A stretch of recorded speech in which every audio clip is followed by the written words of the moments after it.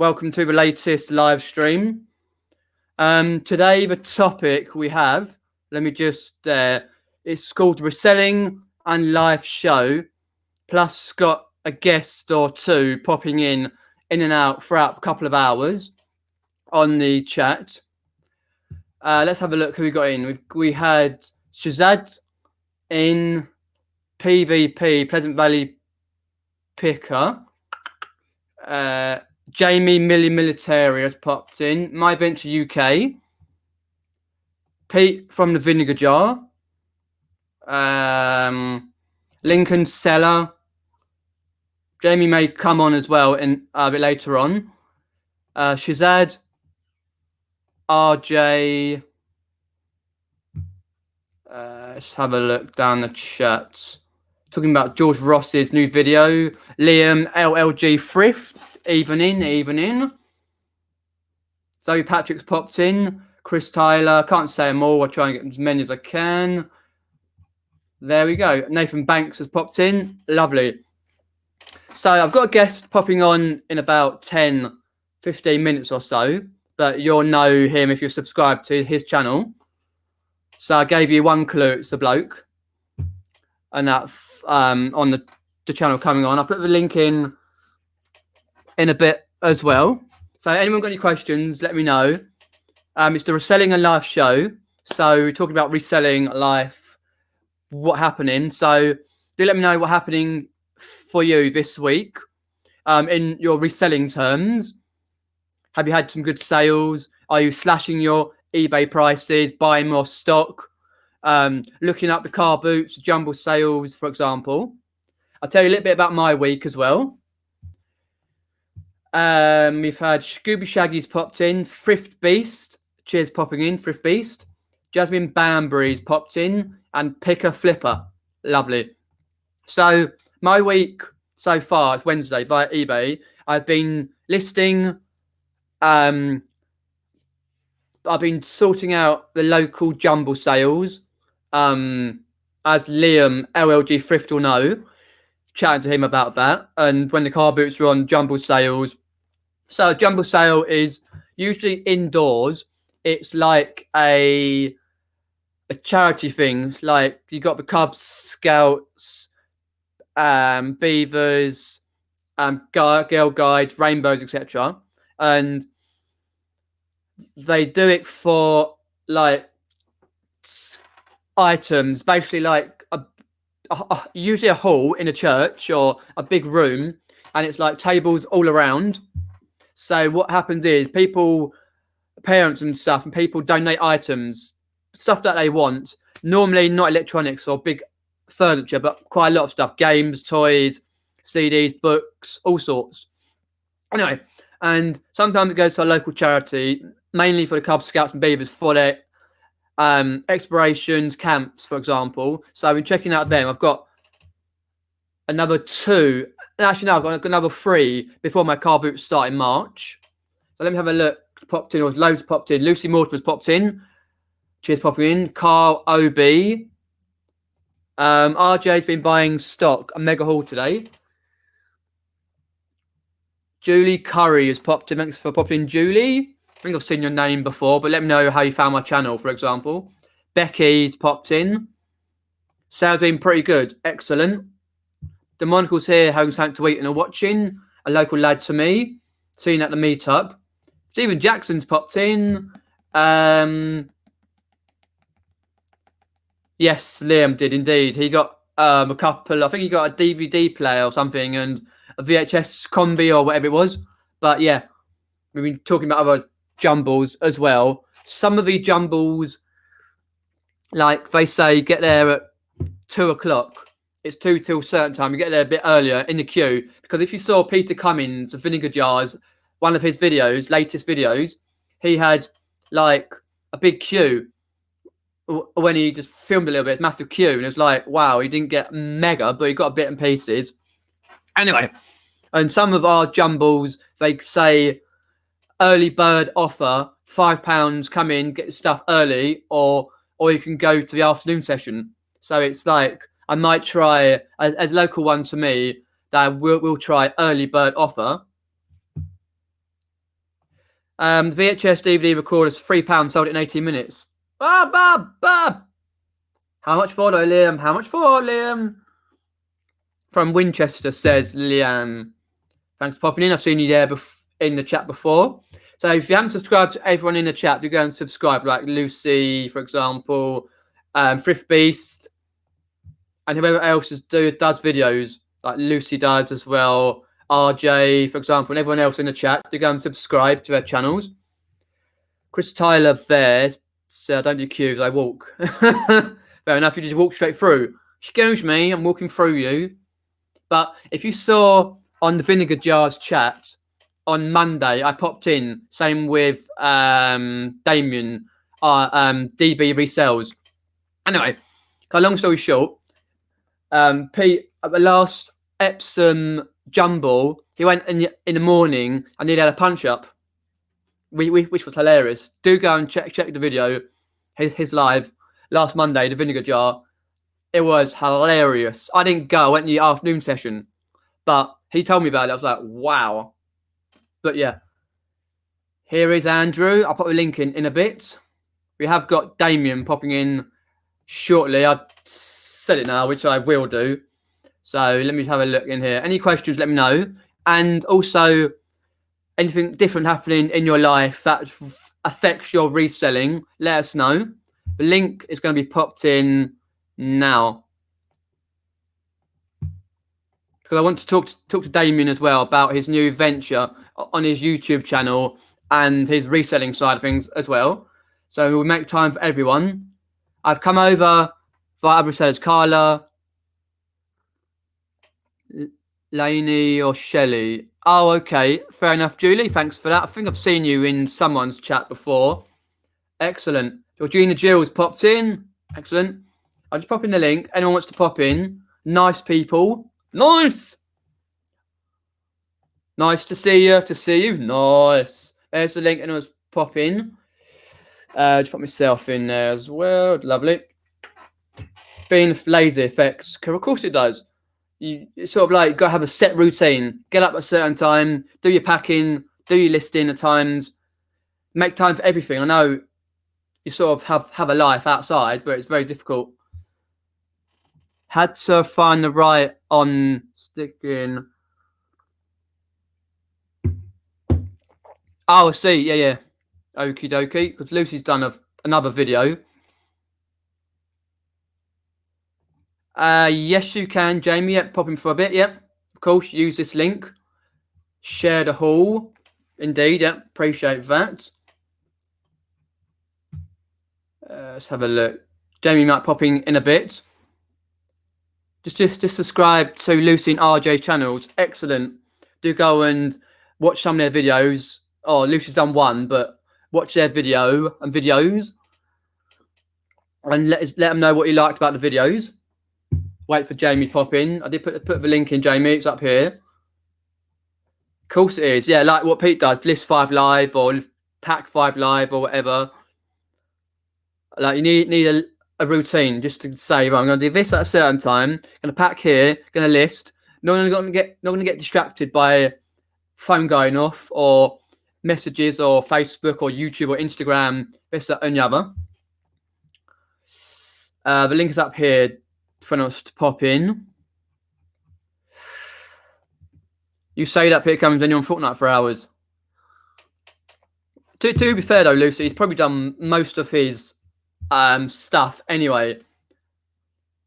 Hello, Nick. Let's get quizzical. Just to say, Nick's got a quiz 9:30 starting on his quizzical channel. Do go and subscribe.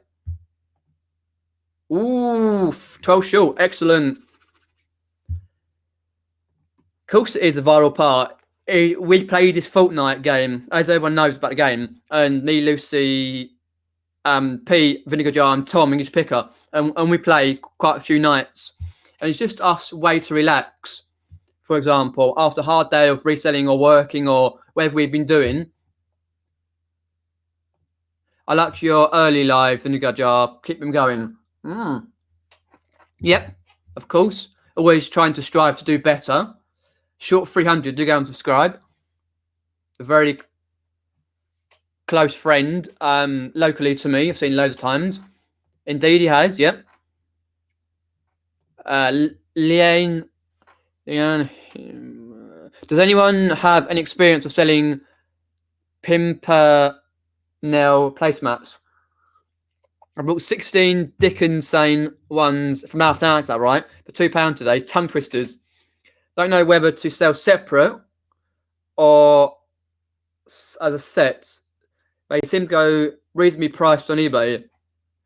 Have a look, as you did, on the style of the placemats. Normally, placemats sell as a set, like 16 or some. People buy a whole load. You can, for example, have 6 each. Do 6 each. 6 in one set, 6 in the other set, and then what you can do is save a similar one, price thereabouts. I've sold placemats before for 20 quid plus. They do go well. Big placemats and the small ones for like your coffee cups, i.e. like these types, small ones. But a big set. So where was that? Frisk Beast channel, do go and subscribe. Of course, we have got to unwind and get revenge on people on the game. Okie dokie, Carl. Lovely. Hello, Jimmy. Crony G Crone's popped in. Okay, let's have a look down the chat. Any more questions? Let me know. Put what your question is, because it jumps quite a bit.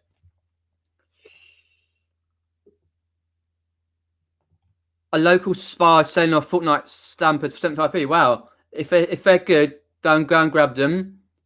Right. Oh, Damien's popped in. Evening, Damien. Thanks for having me. Not too bad. We've also got Jamie popping in as well. Cool. So we talk to both. Evening, Jamie. Hi, Jamie. I updated Reseller. Oh, yeah. Oh, let's have a look. Jonathan's popped in. Pigs Can Flies in somewhere. There we go. Just have a look down there. Okie dokie. And so what's this holding, Jamie? Just have a share. I've got 2 seconds. I've got a double. Okay. So look, Peter's channel there. So how's your day been, Damien? Not too bad. Fairly quiet one today. Just a bit of packing this morning, then charity shops. Didn't get a whole lot. I've got a ski suit. That's about it, really. Oh, fair enough. Okay. Sorted that. Right, yeah. Lovely. Wow. Can you hear me okay? Are we all right now? Yep, we're all good, yes. We can hear you. Right. I mean, I don't normally vlog myself, but today I vlogged myself. Wow. I bought gold. I mean, I bought the whole gold in the shop. I walked in the shop and there was like a cabinet. I bought £575 worth of gold in the charity shop. It was the whole cabinet. And he was looking at me thinking, lot. Do you want the whole lot? And I get the, the whole lot. And I went, the whole lot? Are you sure? I went, yeah, the whole lot. Add it up. And I camcorded. And he was like, are you sure you want the whole lot? I said, add it up. And I got talking to the fella. And then he realised who I was. And he went, oh, who owns that shop in Stafford Antiques Military area? Like, yeah. He went, oh, okay then. So basically, it was all the gold. What I'm going to show you, there's a lot. Yeah. I paid £575 in one charity shop. Right? Wow. The scrap value of that is £580.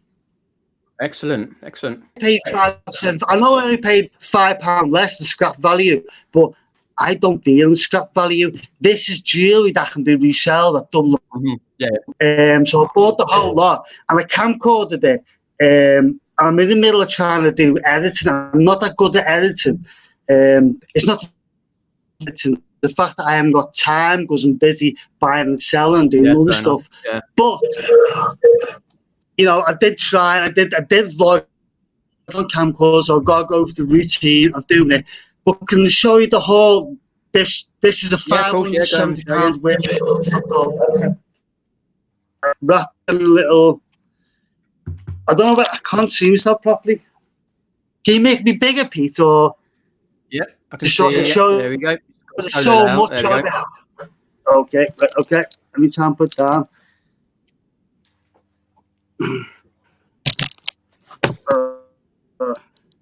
Right. I mean, the scrap value of this alone is 580, and I paid 570. It's going to be hard because it's all over the place. Right. Okay. First off, it's this, and the good thing, if you've already priced it all up for me. Yeah. But I'm going to do a little bit of research. Some stuff I might add extra $5, some stuff it could be undervalued. But starting off, you've got this 9-carat gold bracelet. They retailed that at £40. So that's the first one. Okay, cool. Yeah. Got this 9-carat gold pendant. Oh, wow. It looks, it's religious. They've got the priced up at £30.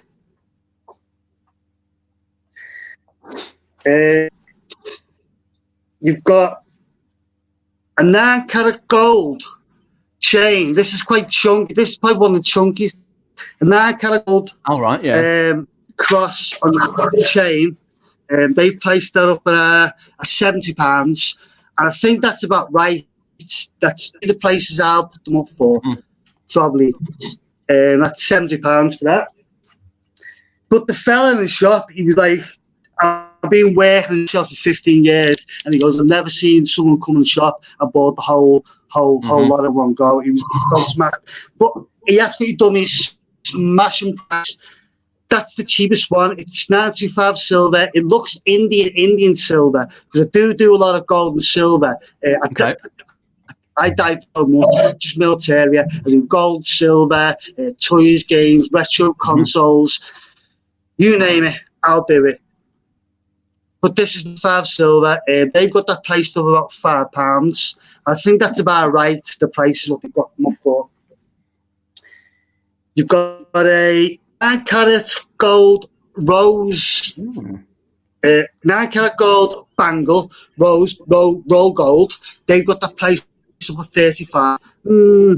Give or take by about 30, 35 again. It's about right.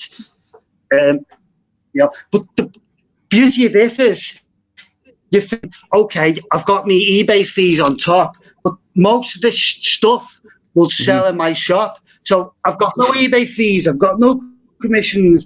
I'm going to sell it myself, because personally. So, and again, you've got a 9-carat gold yellow bracelet. They've got that, and I think that's about right.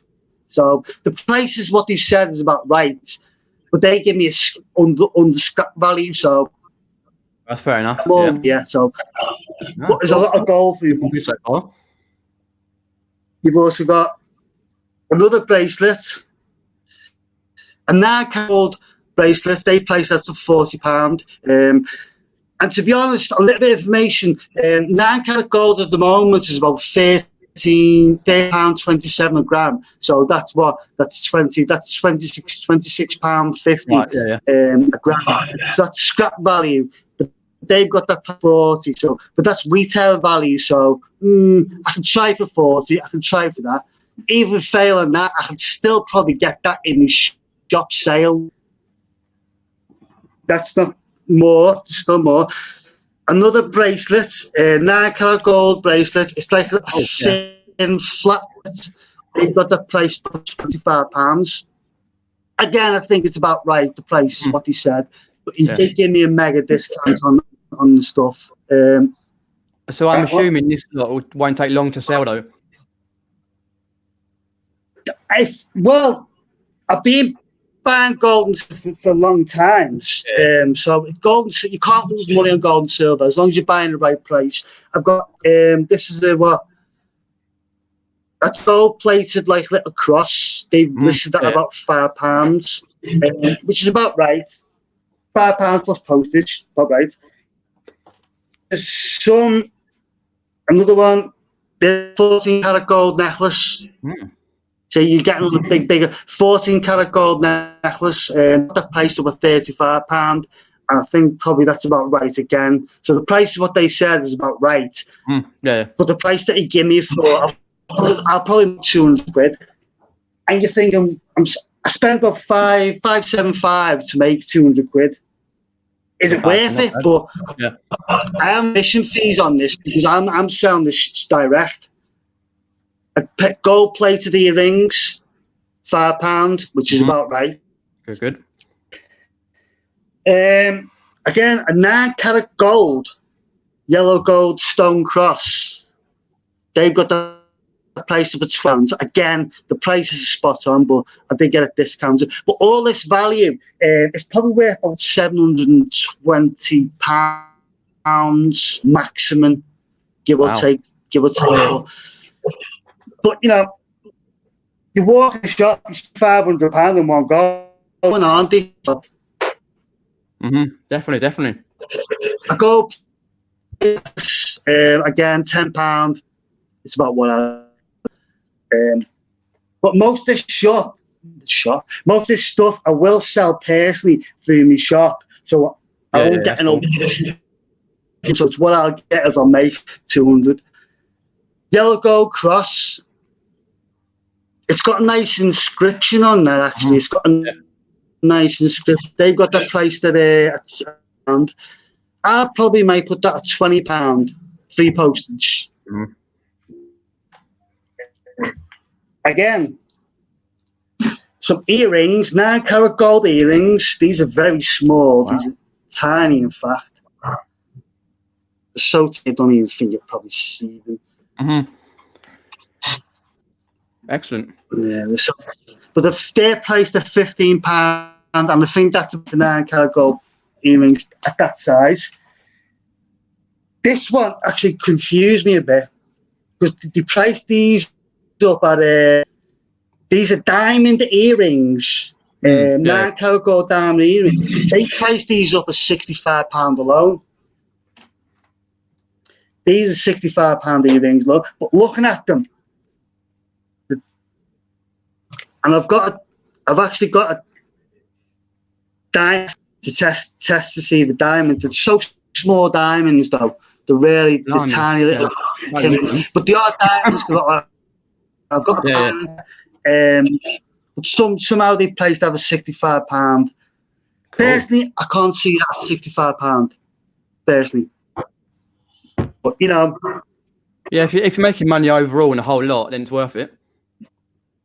So you got that, and you still got loads more. You got a 9 karat gold bracelet, £40. It's just oodles, this stuff. I'm still waiting.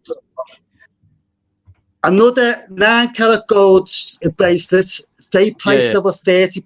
Wow. And again, I'm going to these prices because, as you all know, you price high, you put your best offers on, and you take whatever. Also, another 9 karat gold necklace with a blue stone.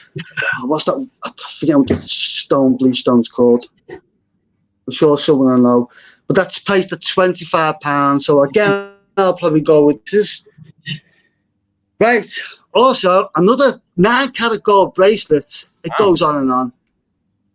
Yeah, I can imagine it does. Yeah. 9 karat gold. I paid £25. Again, I think they're right on the prices. Yeah. So the price, it's already priced. It's already priced for me, but I'm just going to double check just in case you've missed a £5 or extra £10. So have you done a whole YouTube video on your actual hoarding, or? I've done one today literally, I was in the middle of editing it when you come live, and I just sort of like stopped and thought, oh, this because. Fair enough. But another 9 karat gold bracelet. Yeah. It looks a very good haul, though. You know, 40 camcorded him, and he was actually adding it up on the calculator. I'll try and be best to get the video edited and put out there because it was like having it aboard. Yeah, of course. And another 9 karat, £40.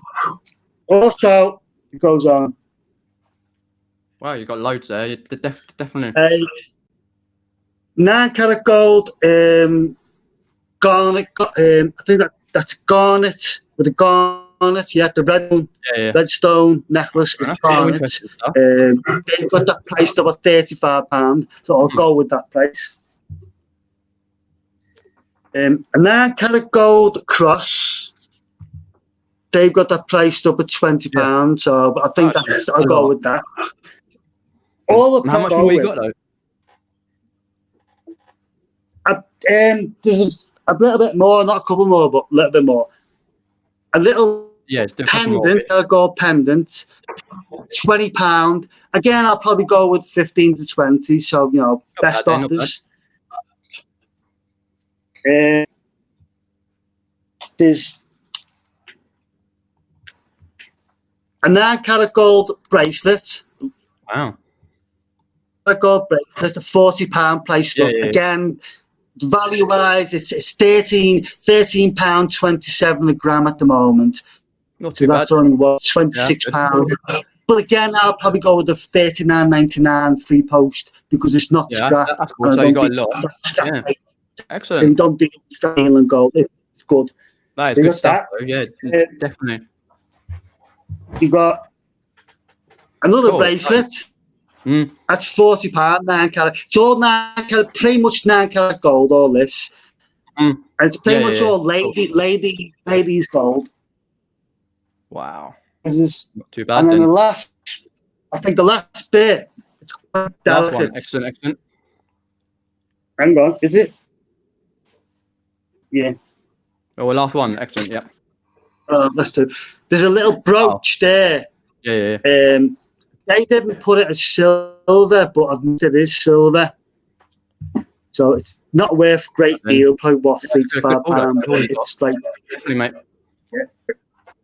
I'll tell you behind it because how I've actually bargained with them was like my Jedi stuff.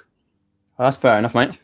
You've got like a 9 karat gold thin necklace with a matching pair of 9 karat gold earrings. Okay. Anything else? Hang on, one more. One more.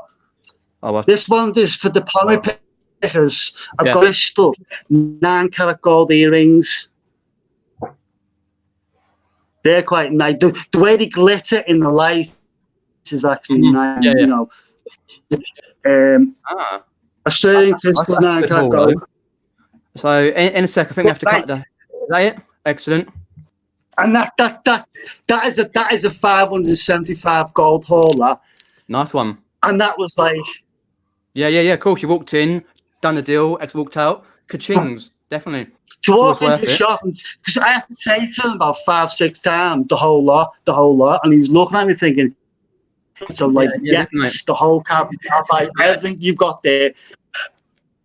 And he's looking at anything back, but he actually, when I started talking to him, and I still tear it, he went, "You're on that shop?" Yeah, like, yeah. It was, "Oh, you're a reseller?" I went, "Yeah, I'm a reseller." I told him, I wasn't bullshit.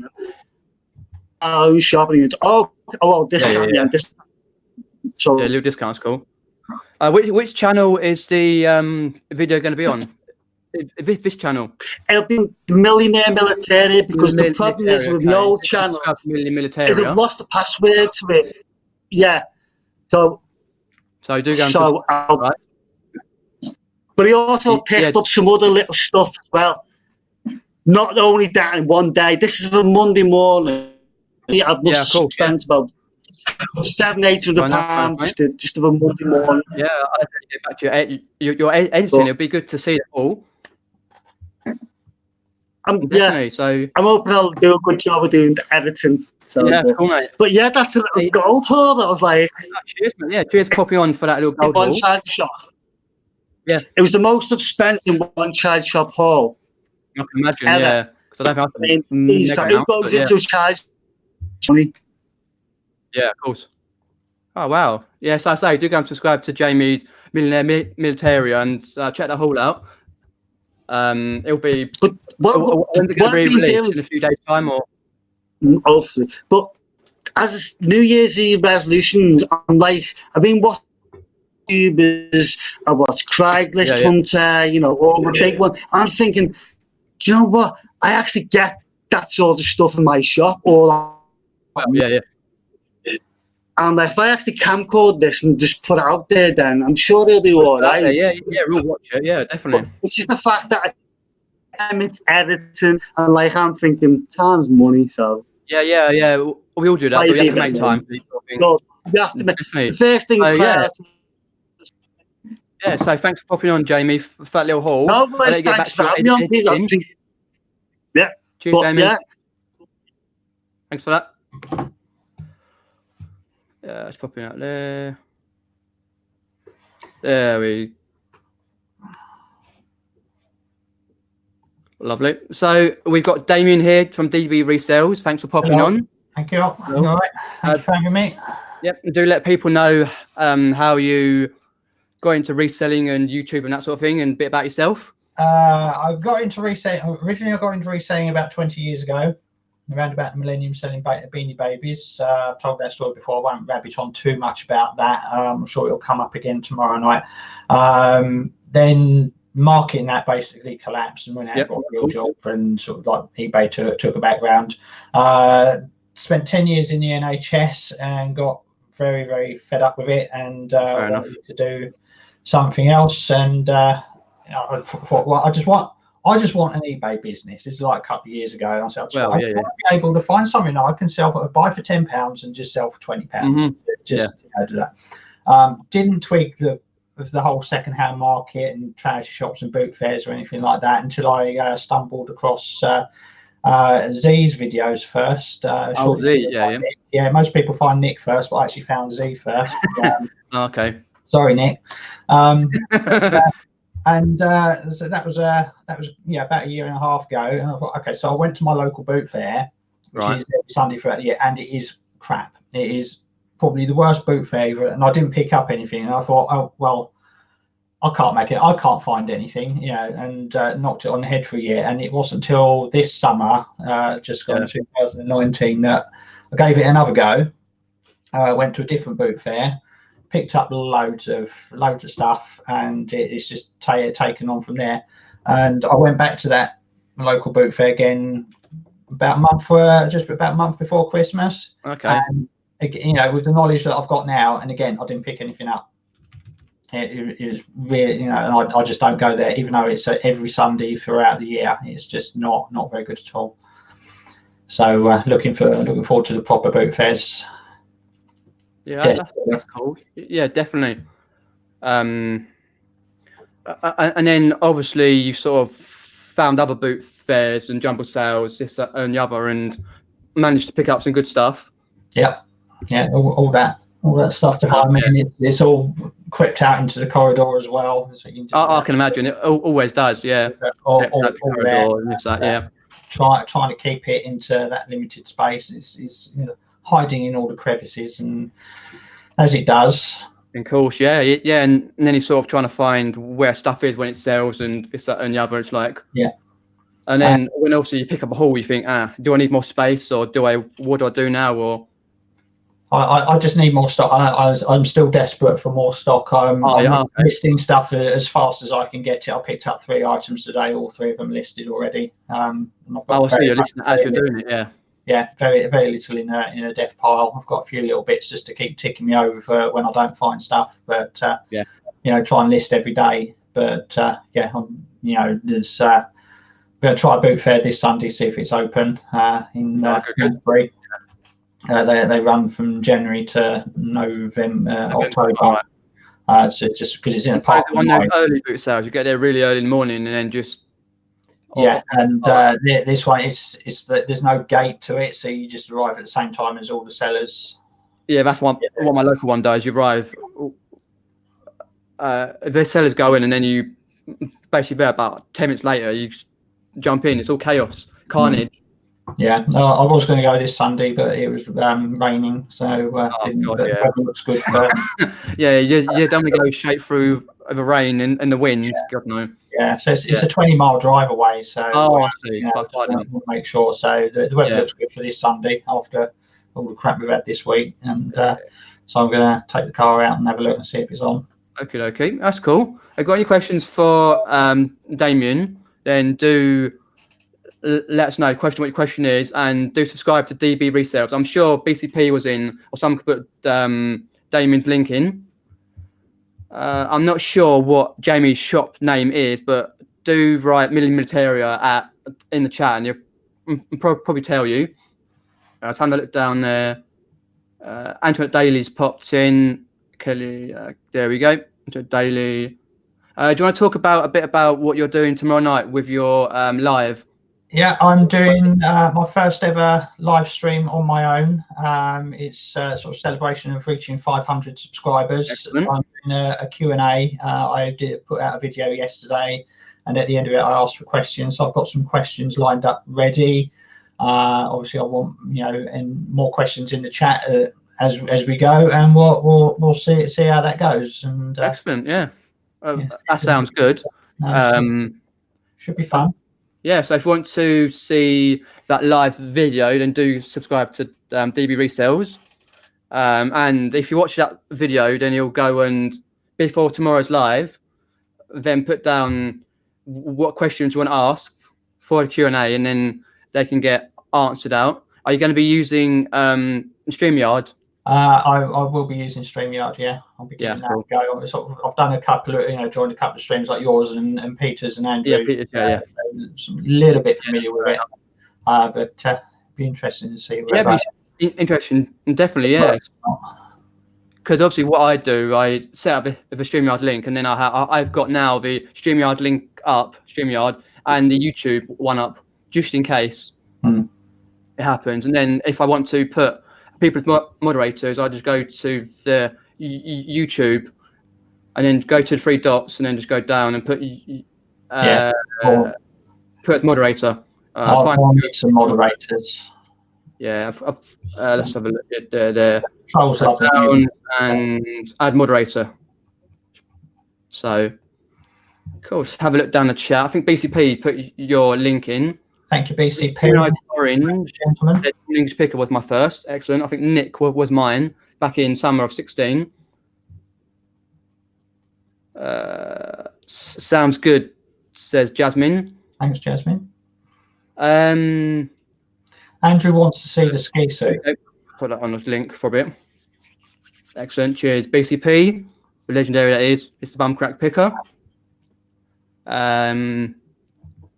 So, regards to your YouTube channel, why did you want to create a channel in the first place?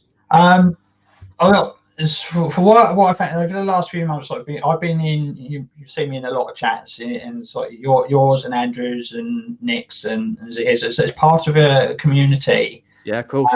And I'm finding YouTube as watching is part of it. As you're on your own all day.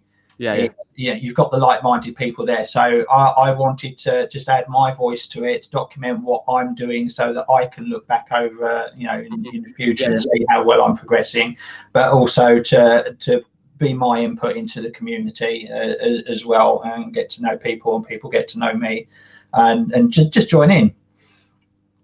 Yeah, that's definitely, I think, what most of us do, because obviously, as you say, it can be lonely sitting at home all day doing bits and pieces for eBay or Amazon or whatever else you're doing, and then you think, I've done so and so, what can I do now? But yeah, it is a nice community. I'm loving it. I'm Instagram or Facebook groups, stuff like that, or even just popping yourself into a chat is like what usually what I do, and then occasionally I join, as you did on Monday, join Pete's. So I'm getting to learn people's real names as well.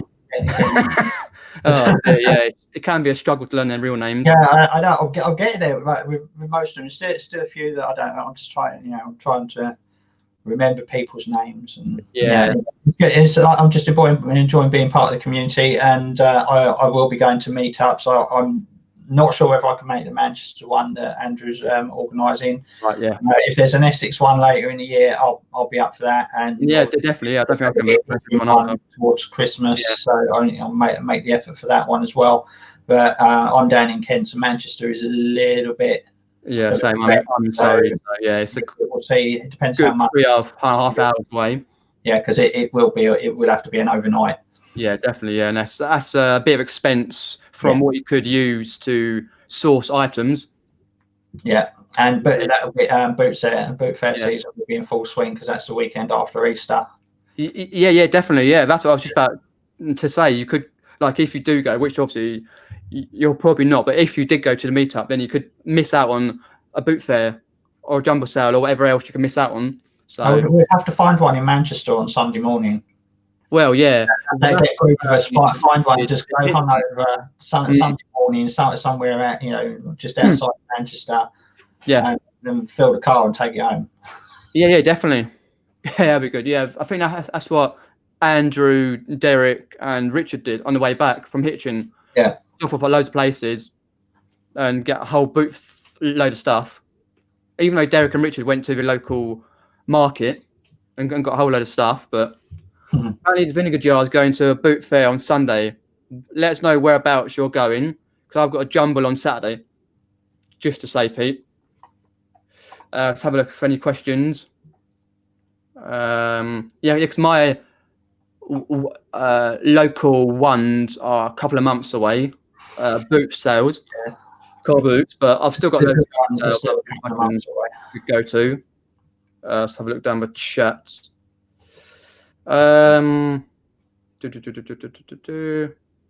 Oh, what time is your live tomorrow? It says pick a flipper. 7 o'clock. I have realised after that it does clash with Ads' Thursday night live, but it's well advertised now. So just this once, I will step in on his toes. But if I do any more, I will find another time that's okay, yeah. Because that's the other thing, trying to find a time to do a live. Tuesdays look good. On toes, like as you say, but it's quite difficult. But yeah, do go and subscribe and check it out, and make sure you have that notification bell on, because that's very important. Notification bell turned on, so you can get notified. It's usually about 10 minutes after the live's happened, or so. But you can usually schedule the live. Once it's been put on, you can schedule it so you can get it live straight away. Yeah, I'm going to try and get that done tomorrow morning. All right, Andrew's desperate to see this ski suit, so I'm going to go and find it. Is he? Okay, yep, definitely. There we go, Dame's channel. He wants me to put it on, but it's black. It's not one of these fancy ones that George picks up. But George, yeah. Full on sort of, it's a lot on the big screen. Yeah, 6 foot. There we go. Happy now, Andrew? It's a Diodora. Oh yeah, I've heard of Diodora. Yeah. 90s, so it's listed as retro. Wow. The only other ones I can find sort of the little greeny, ready ones. But it looked cool. I paid £20 for it. I'm not going to put it on, Andrew. It's got hoods and it's got zips and pockets, and it's quite snug around the waist.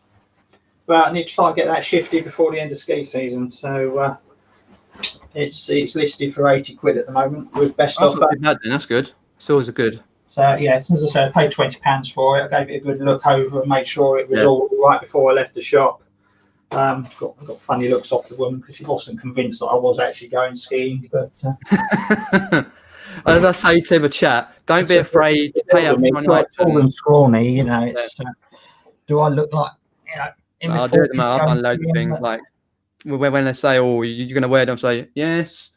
Yeah, I did pretend it looked like definitely, would fit me, but do I want the ski boots in the window? I said, no, I've already got ski boots, thanks, because in the window they're quite ropey and well worn, so I wasn't interested. But yeah, chat. Just as you'll probably know, don't be afraid to pay up for an item. If you know and you can have a look up, it's going to be worth your time to list it, and with all your PayPal and eBay fees, etc., and what you paid stuff, it's going to be worth it. Do pick it up. Yeah, I will pay up, and I'm getting more into that. Just paying a little bit extra again, but you've got to make sure that there is enough meat on the bone. Yeah, of course. If it's £20 and you can only sell it for like 30, 35, then it's like no. I mean, you have to. What you look. I'm finding that what you look for completed and sold at the time when you look it up, by the time it actually sells, maybe a month or 2 months down the line, the price might have come down a bit. So you need to make sure that you allow yourself some, for the price that you not get the top whack. Yeah. You might not always get the top whack for it. So I can bring that suit down to 50 quid or 40 quid and still make a profit on it, because I don't want to hang on to it through the summer. So I think I've gone to about probably end of middle of March to get rid of that. Tops, and so I want to try and get it done before get out the door before Valentine's Day. And so, do you do international sales on eBay, like your GSP, or do you do your own international? I just do GSP at the moment. I don't do my own international. Right. Shipping. I've sold some turtle trading cards. They went out this morning. They've gone to Australia. Excellent. I can go to France the other day. Had a couple of sales in Canada. Nothing in America yet. I've sold a few bits and pieces to America, like gaming stuff, and I think I sold a hat to America. Yeah, I've had a couple to Australia. I've had one or two to Canada. Okay, cool. In Europe. So far, but is there any countries that you don't sell to, or you just put a whole lot? I think I've got Russia switched off. Okay. I think I've got Brazil switched off as well. I think it's like I haven't. It's like all the settings that I've got on GSP are what I set up back when I started in the summer. Okay. I need to revisit them. I just look, sort of looked at what for international things, what countries do I not want to be sending to, and just stuck with that at the time. Seems to be me all right. So that's cool. Yeah, definitely. I do quite a lot of countries myself on GSP. I've sold to about 4 times to America. I've sold to Ireland twice. Sold to Germany. Where else have I? Nothing to Germany yet. I've sold a few countries, bits and pieces, but so. How much of Amazon do you do? Because I think you do Amazon as well. Amazon, I'm just starting that. My first shipment's going up. Books. It is just one box to test the waters, to learn the process from start to finish. Sort of like how to source. I've got stock of books, stack of books. Work out what profit I can get for them. Learning how to read the app. So what the sales rank is, what sales rank means. Yeah. And I'm videoing that as I go, as a video from start to finish, because people ask for that. So it's going to be a kind of a learn as I learn. Yeah, that's fair enough. Because I'm not nowhere near good enough to sort of say, right, listen to what advice I'm giving you. But I think people can still benefit from this is me learning. Yeah. And people shouting at the screen, no, don't do that, or you messed that up, or whatever. But it's like a real sort of follow of the process, so that definitely people go, okay, well, they can follow on with me. Again, my YouTube channel is sort of like my own personal journey from start to finish. So as I go through, so that's an added string to my bow for an extra basket for my eggs to put in. So I've got more than one income stream. Yeah, that's cool. It'll be interesting to see how that progresses over 2020 as well, and look at when we get to Q4. See what I can send up, what I'm ungated for by then, sort of how far come to what sort of money, and then sort of next January, so it's like, okay, well, this is what I was making this January, this is what I'm making next January. See how much of an improvement I've made, and what mistakes I've made along the way, because there will be mistakes along the way. Yeah, it's cool. It's always good to see on your channel your progress from when you started to like now, and in 2020 what your doing because I enjoy the videos. Because obviously you've just recently gone past 500 subs. Yeah, it's crazy. It is, yeah. Yeah, been on YouTube 8 videos now. It's been just over a month. The first video went up 12th of December, and I'm hurtling towards 600 already. And it's just mad. And I was expecting to sort of be about 50 by now. Yeah. Just it was like getting about like 50 to 100 views per video. Yeah, definitely. Yeah. And sort of I think 4 of my videos got over 1,000 views. And yeah, I think I have. Yeah, 1,000. Yeah, it's insane. I don't know why. Really, I'm nothing special. I'm not some sort of guru that's selling courses or anything like that. Or I'm just a average bloke who's got his own little business. And, somehow it's just people are it's somehow your videos are getting through to the YouTube, being promoted on YouTube. Yeah, I think that's it. Yeah, I think one of my first videos did get a bit of a bounce after a few days. Yeah. And it sort of just carried on that momentum. It's good because I enjoy the videos as well. Yeah, I'm like pick up and doing only sales and walking around charity shops and stuff like that.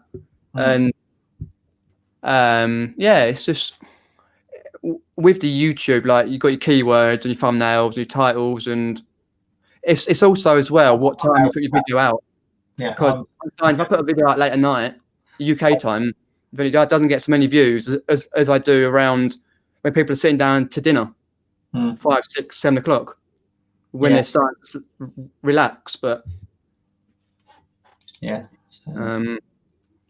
let's have a look. We're talking about Apps Court, which is a good one to go to, Boot Fair, because Pete's not far from where I live.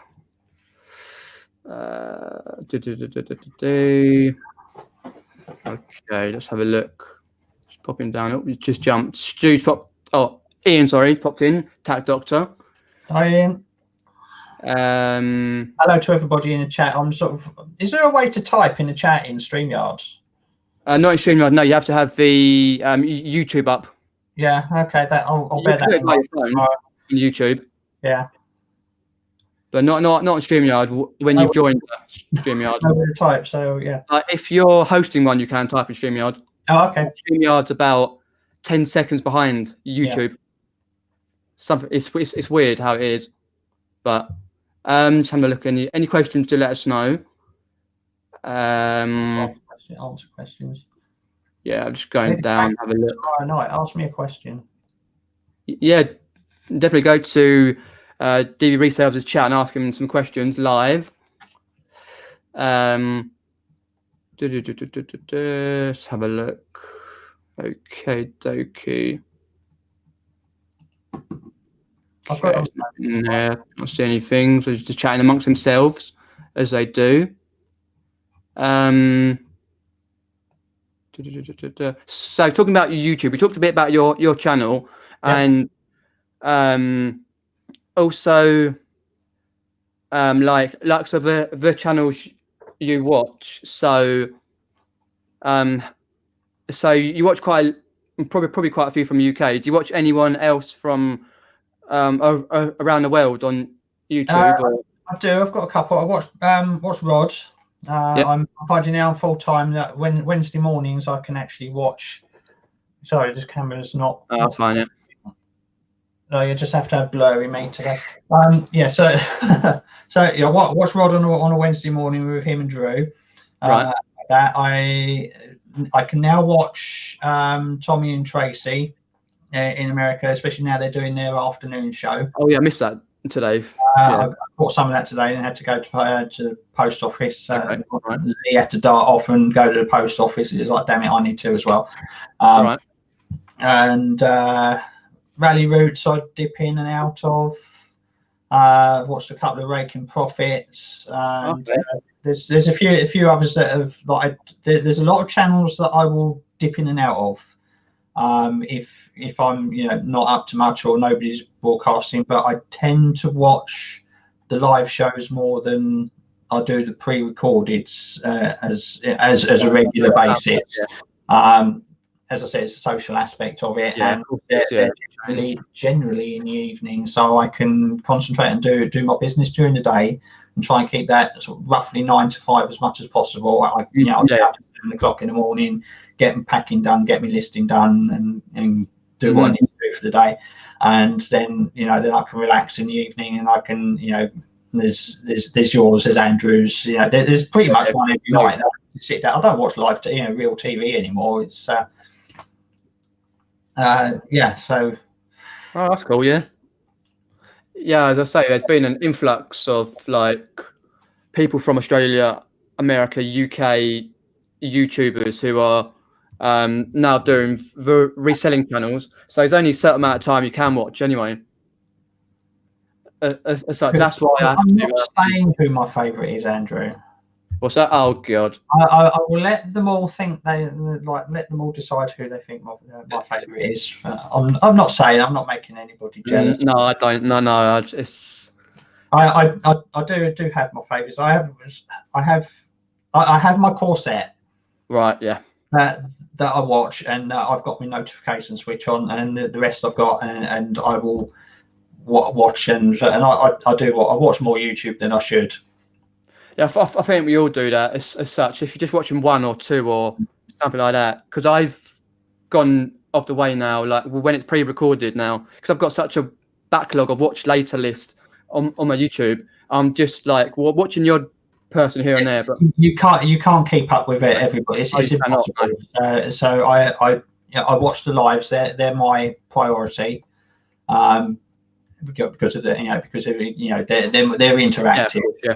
And then I'll just keep an eye out for good videos that because I'm now past the bit, because when I first started, and it's like YouTube, it was all about the information. It was like, what can I learn, and just binge watch it as much as possible. But now I've got an idea of what I'm doing, still learning, still trying to pick up tips, but the core knowledge to get me by and get to apply to my own business is there. So the social aspect of it is the number one thing, and any information that comes, any knowledge bombs, anything like that, that's an added bonus. Of course. Yeah, definitely. Yeah, we're talking about like social aspect of things, because obviously it is a lonely thing, and I've been to meetups in obviously Hitchin and Bristol and that sort of thing, and you sort of like get chatting to a lot of people, and you realize even in the side chat when you're texting people or whatever, you get friendly on the Facebook or Instagram, and even at meetups you learn a lot more than you would in the chats and that sort of thing, and you sort of like, oh wow, that's cool, sounds so. But it is because, as I say, I started my channel back in May 2017, my YouTube channel. I did that for confidence levels, confidence reasons, to be able to like help my confidence issues and stuff, and be able to sort of like learn a bit more and be able to get out of there and do, because I'd started pretty much thinking about beginning of 2016 reselling on a part-time basis, and I was like doing bits and pieces, and I was thinking, oh, I could sort of, because I was watching Nick and Zahir and Ads and Tom, English Picker, and a couple of others and stuff, and there wasn't so much YouTube back then as there is today. So there's only limited information you can learn, but I still learn quite a bit. So I just thought, okay, I can make a go of it. And obviously my first early ones are quite cringeworthy, but to look through and to see that I've changed over and over and over in the period, and also like by doing YouTube, like I've learned as one side, but the other side of things, I've actually like gained a lot of friends, which is very good, and I appreciate that. Also, contacts for like your business, like certain people you've chatted to, and they've to say, they send you pictures of whatever it is, or they've tell you about a car boot or a jumble sale or whatever else. You're like, oh, thank you very much, appreciate that. It's always nice to know these things, and that's what the community is about. It's the human element, and you can end up being isolated, and Definitely, yeah. you can either do that deliberately and just say, right, okay, shut yourself off from the world, and the only people you speak to, the little old ladies on the shop counters in the charity shops, or the traders at the boot fairs, or you can be part of, be part of it all, be part of the community, be part of, everyone, get to know people, make contacts, and have that sort of the social side of things. Definitely. And that's what I decided that, it's all like-minded people, and I think it's great, so I can definitely. If you're having a bad day or you want to talk to someone, you can pop on to a live or Facebook Messenger or your Instagram and just go, hi, can I have help with this or whatever, or this or the other. Just chat to people.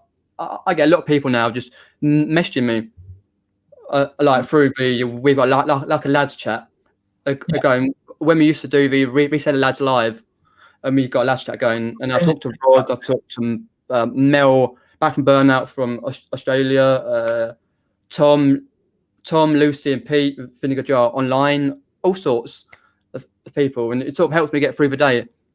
It does. I mean, when you get that bolo from wherever, you want to show it off. You want to say, I got this. I paid £5 for it. It's going to sell for 250. And so your family and friends, they'll just go, oh yeah, cool, okay, good luck. But it's other resellers, it's like, wow, they want to know where you got, sort of, and compare theirs, and it's a big part of it. It's definitely. It all helps. Like with YouTube side of things, like when you go like, oh, I've got lots of likes on this video, I've got lots of comments, and then you randomly are like, because sometimes randomly like Tommy or Tracy or someone else just randomly like puts your video or one of your videos on their chat, or like on the StreamYard, you could share the screen and share your video. It's like, wow, that's got a lot of coverage. Appreciate that. It's all about with the YouTube side of things. It's all about, as I say, making friends in a big community.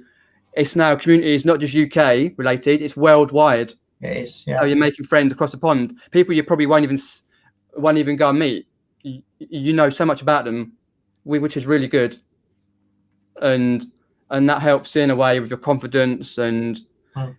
Even like picking stuff up. I know it's a lot different from America to Australia, I know, but you may get an idea of like what's, because as Rod's one this morning was about a bit about board games, saying it doesn't sell that well over, and people chatting like me and his one this morning, one Wednesday Waffle, saying like we can sell about spares and repairs for board games, and we can sell used board games, new ones for very good money. This, that, and the other, and they're saying like it's all experience and to learn what other resellers from around the world are going through. Yeah, I think Z makes a good point. He says, I reckon had I not known about the community, I'd have quit reselling a couple of months after trying it. I think most people probably would. I can, totally like see that. If it didn't, if it wasn't for the community of YouTube, I wouldn't be doing it in the first place, because wouldn't have learned how to get into it.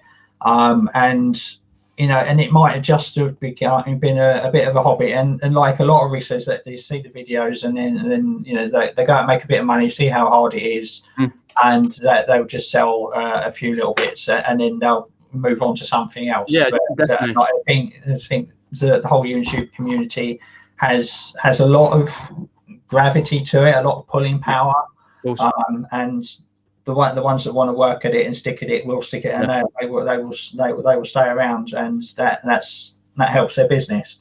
Oh, it definitely does with YouTube channel, and then obviously when you come monetized, which if you're going like now you've got over 500 subs, I wouldn't assume it wouldn't be that long, probably another 4 to 5 months maybe, till you get to 1,000.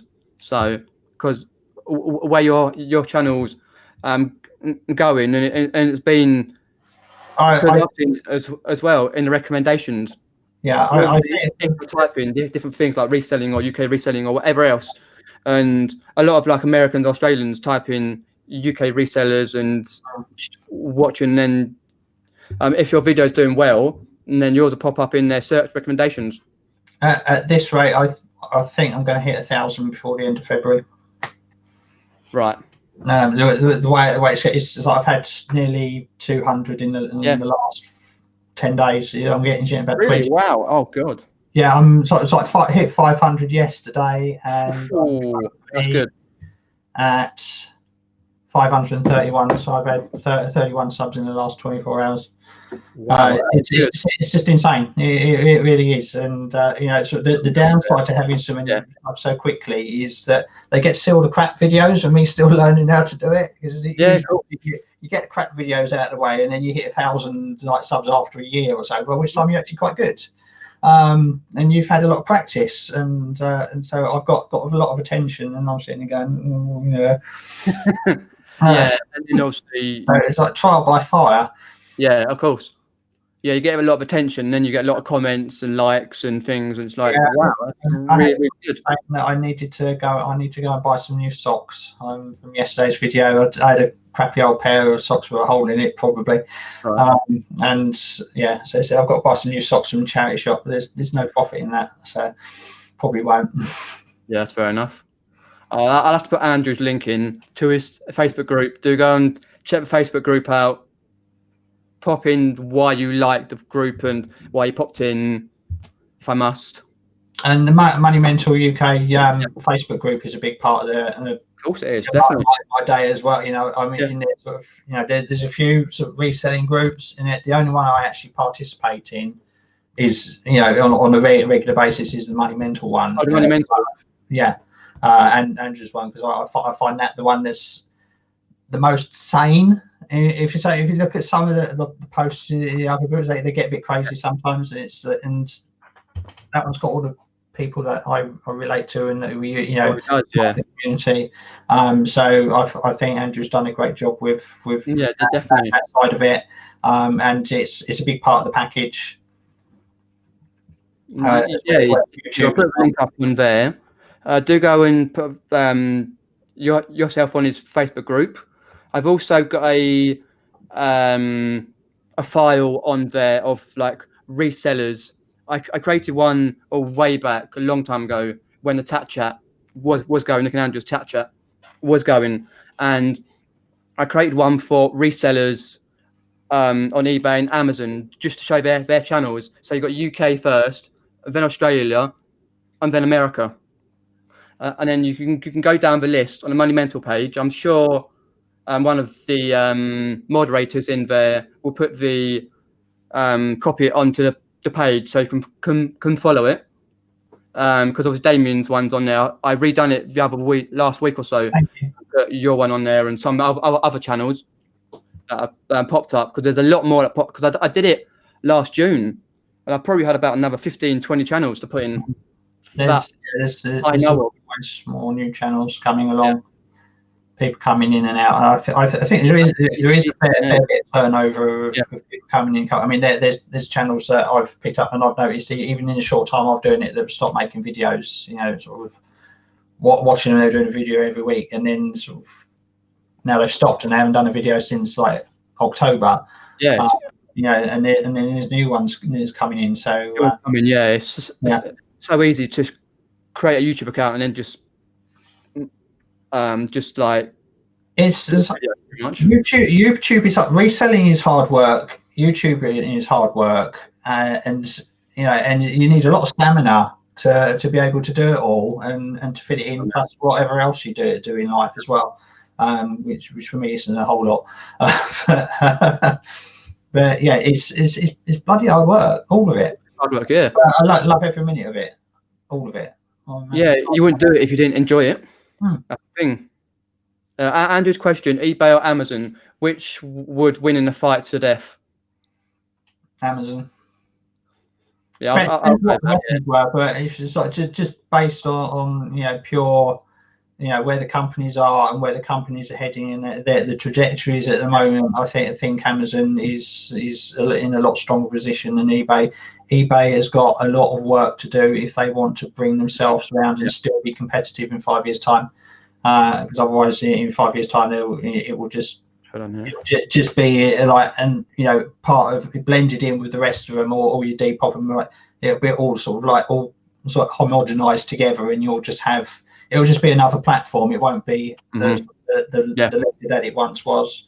And who knows if another one's going to come out and take the lead. But if eBay doesn't do something within the next 12 to 18 months to put them, sort out everything that they've done in the last few years and get the market back,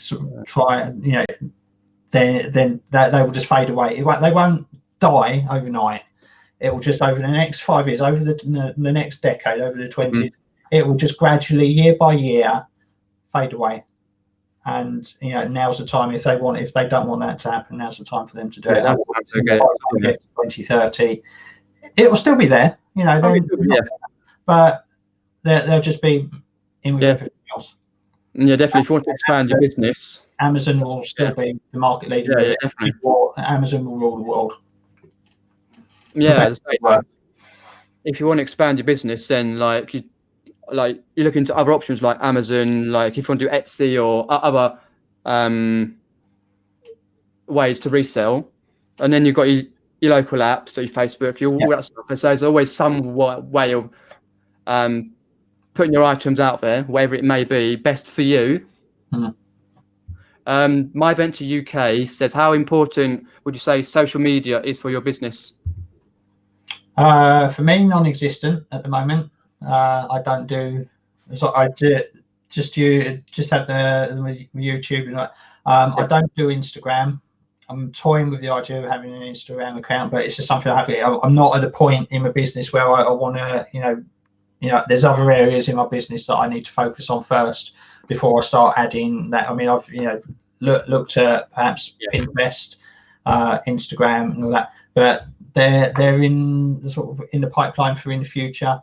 But as a way of using social media for my business, at the moment it doesn't, but it may change in the future. Yeah, that's fair enough.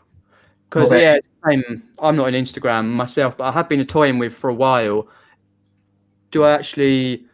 Because it's that time aspect of having to make a little bit of time out of your day to go and check, like Facebook, your Amazon. I even toyed for a while of having a Facebook, kind of a Facebook group for like what George Ross does, and Nick does, and like some of the others do, Facebook groups for your items. But I thought, have I actually got the time to sort of, it's another avenue you can stretch to. I think George does quite well out of his Facebook group, but it's like you're having your Instagram, your Facebook, and then you've got to do your YouTube, constantly try and do your YouTube channel, because I try and do a video every 2 or 3 days as such. Yeah, I want to do 1 or 2 a week, but on YouTube takes up a fair bit of time, and I'll do YouTube in the do the editing in the evening, as the YouTube side of it is the hobby side of it. It just happens to be about my business, but it's not the business. And if I start adding other social medias into it, it's other things in my actual business are going to start slipping. And the 2020 is all about growing and pushing it and getting business established properly as a full-time business. So anything like that extra, while it may be beneficial and other people are having huge success with it, now is not the time, but there may be a time in the future when I definitely into it. Yeah, definitely, and that would make a good video. Like back end of this year, you could do like a little recap of how it went and and how your business is going. That's what people like to see. But it's all the time issues you're sort of doing, because I think depends what video I'm editing, depends how long, with my skills that I do, how long, because sometimes I could probably take 2 hours, 2.5 hours to do a video. Depends if the software I use is playing ball, but it's that sort of thing. And then you sort of like, because I have to sort of like turn my phone to vibrate or silent, just in case not to get too distracted. Otherwise, you may make these little mistakes on your video. But Yeah. My Venture UK is saying, I followed everyone on the list in the Monumental Facebook page since joining the group. Was the first time I saw it. Excellent. Good. That's good. Lovely.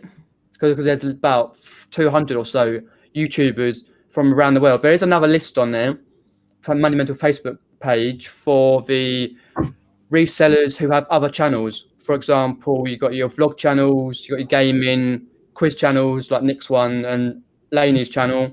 Z's got a gaming channel as well. Yeah, Z, yeah. Yeah. I'm sorry, B, but I don't do it. Inside Your Suitcase from, I think it's Corin Helen, Ben Fitzpatrick's vlog channel, To Infinity and Beyond. But it's quite a few on there. Not as many of the the resellers, but I thought I would do that as well. So that's been updated. Do go and check it out. Oh yes, don't forget My Venture UK has done its first video. Do go and subscribe. But it's saying it did take a long time to edit. It does indeed. Yep. I will do that now. If I can find him. Oh, I'm down back of the list. Lucy's put a link to the Facebook group. I think that might be a Monumental one. Do let us know, Lucy. DBG's in. She's popping DBG. Peter, listed on Andy's Facebook page. That's why it lists all resellers on YouTube. That's the one I edited. I've got free reign.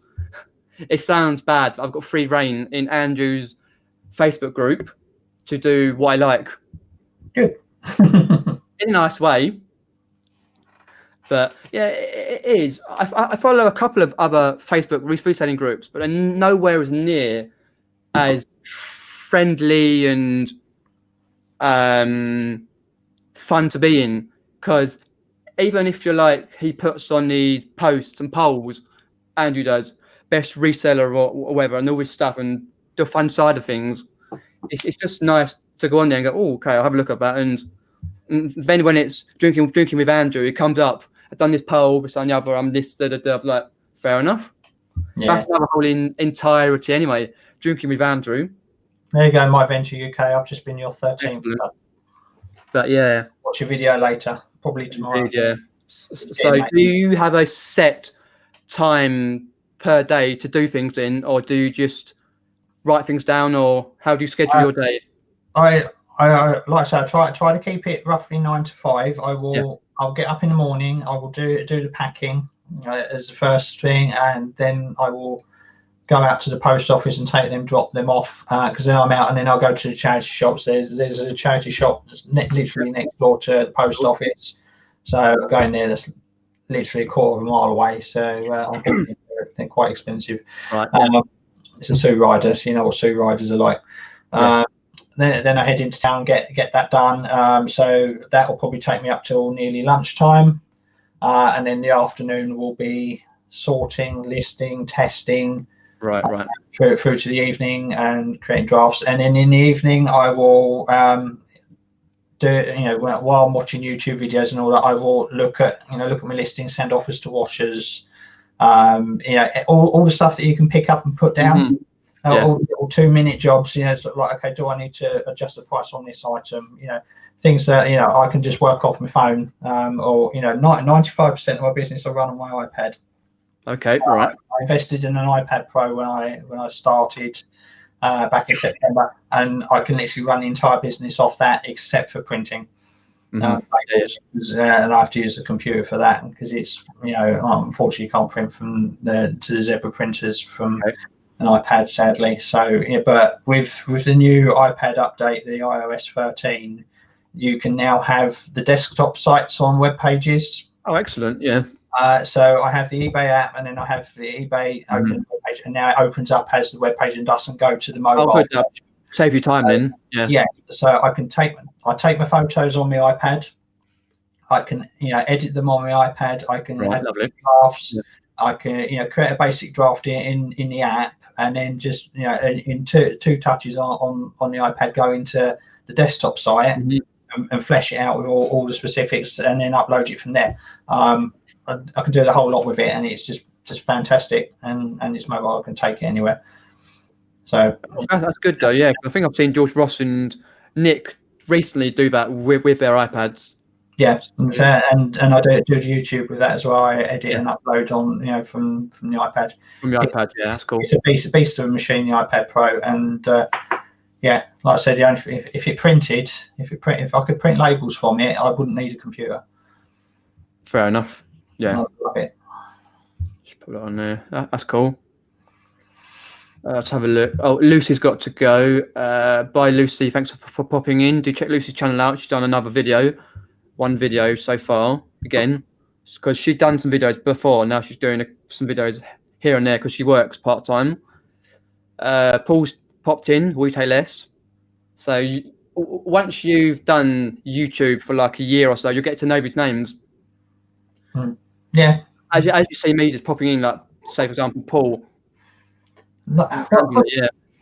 Just know the things. I can't remember PvP's name. No. I don't know. I don't sure know. He's one that allows us to know their name. Yeah. And then you've got Jamie, who joined earlier. Yeah.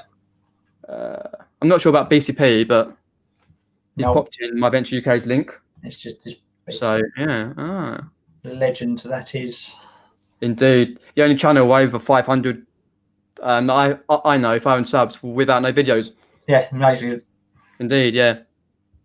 Yeah, I think for me, like, I schedule my day as well, bits and pieces of what I can do, but I don't, like some people do, that have the YouTube videos in the background. If I did that, my eyes would be doing reselling, and then it'd suddenly just go up and go, and then it'd be like an hour later. But yeah, I'll have a bit of music on or not watch the videos. I'll have the pre-recordeds up in the background if they're long enough. Sort of. I'm going back through Nick and Z's old chat chats. Okay, yeah, I heard people doing an hour long because I can have those on in the background. Sort of the shorter 10-15 minute ones get more because you're constantly searching for the next one, but.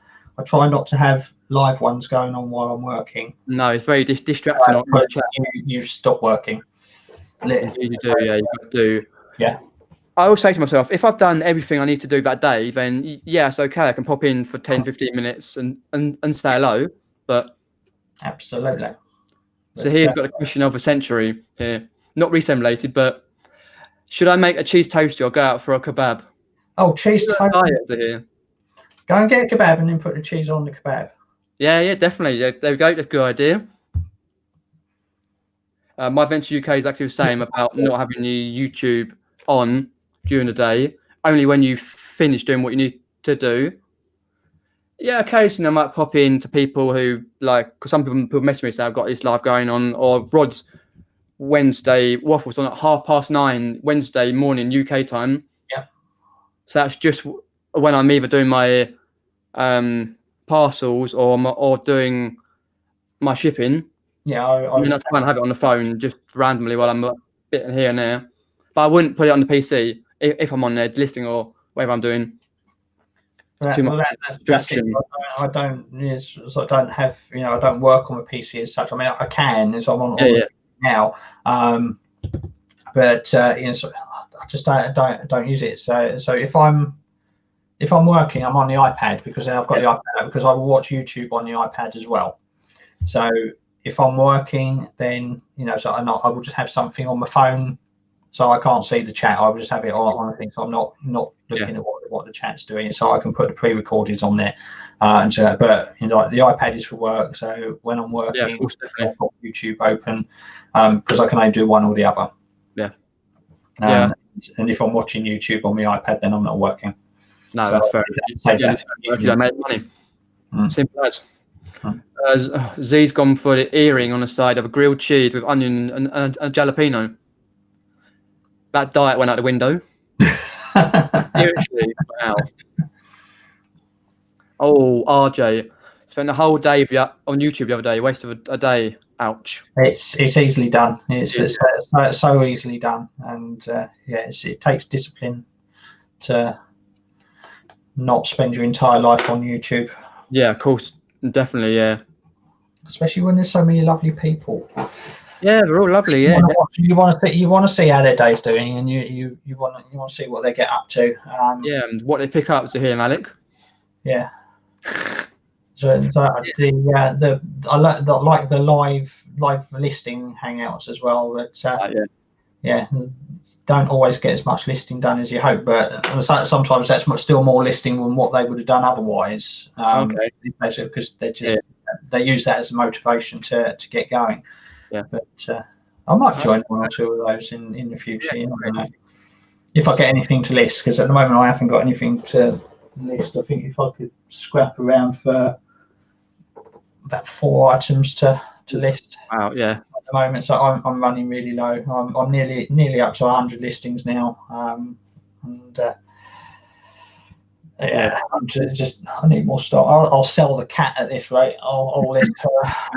Yeah, I think I've probably got about 15 to 20 items. A small backlog, but I'll say I've got a boot jumble sale this Saturday, local one. Then I've got a jumble sale on the 1st of February. My boot sale start beginning of March, and then I've got another one jumble sale in beginning of March. So then there's charity shops, Facebook, Spot, Gumtree, all sorts of places to pick up items.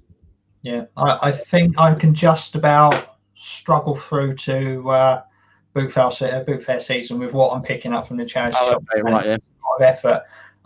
So, I've made life difficult for myself in the fact that I started reselling at the end of August, at the end of boot fair season last year. Okay, right, I see what you mean, yeah.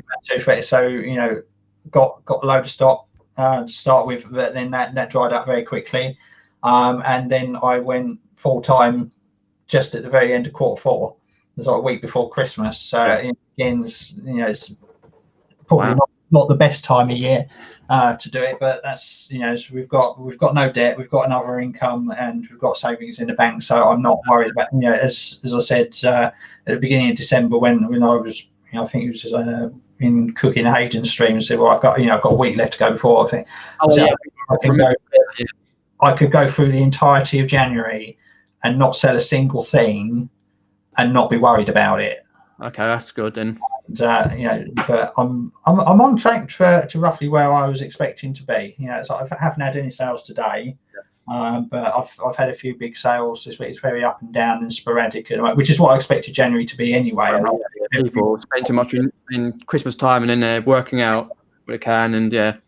So I'm just trying to list through it, and we're doing all right. So yeah, I'm not worried, and by the time boot fair season comes in, I can just spend money on stock. Yeah, get stock, and I'll probably end up getting just about half a mile down the road from me. There is one of these little lots that does shipping containers. Oh yeah, I know. Yeah, it's literally like 5-minute drive away. So I'm thinking of getting one of those. So like what Andrew used to have, so 120 pounds a month for a 20-foot container. Right. Okay. And then just fill it so that when we get to this time next year, I'm prepared to go through the boot fair off season with stock. I don't want to get to sort of Andrew's level of what he's got at the moment. He's got an entire cow shed filling, but I want to be able to manage it. I want to plan. Yeah, definitely. I know what I want. If I follow Peter Cummings' list 5 a day. Yeah. Got 120 days of no boot fairs. Over a space of 3 months over the winter, and you want to list 5 a day, then you need to have 600 items that you want to list. You've still got to find and list. So you still source during the winter, but you're not going to get that. So just have a good couple, have a stockpile of a couple of 100 good items that I can use. That like the squirrel storing in the nuts for the winter. You've got enough food to keep you through the winter. So it's very deliberate. Right, keep that. So buy 10 items, put 2 aside for the off season. So right, okay, the good quality items they will sell. Mm-hmm. Put them away. and just have a nice little, not a death pile, but a winter working pile. And I think the planning for that needs to start now for next year. For me, like, you know, if you're in Andrew's position, he's got enough stuff to last him a couple of years. Whole storage shed full, and then a house full of stuff that he falls over regularly. But yeah, you need to manage the stock that you've got and be mindful of your death pile. You know, so it's good to have one, but you know, it's about stock management. The stock you manage your stock, what you've got listed, but you've also got to manage the stock that you haven't got listed. And the more you get, the more difficult that becomes. Definitely, yeah. I see a lot of resellers that they will just have a pile. They'll bring stuff in from the boot fairs, and then it will just go into whatever space they've got left. And then just sat there for ages. Yeah. They'll go, oh, okay, I want to list something, and they'll go have a look through it, and they'll go, oh, I remember buying that last year, and they've completely forgotten that they've got it. Yeah, and then they look it up and go, it's worth 50 quid. I'm like, well, yeah, and it's money just sitting there. But I think, you know, sort of.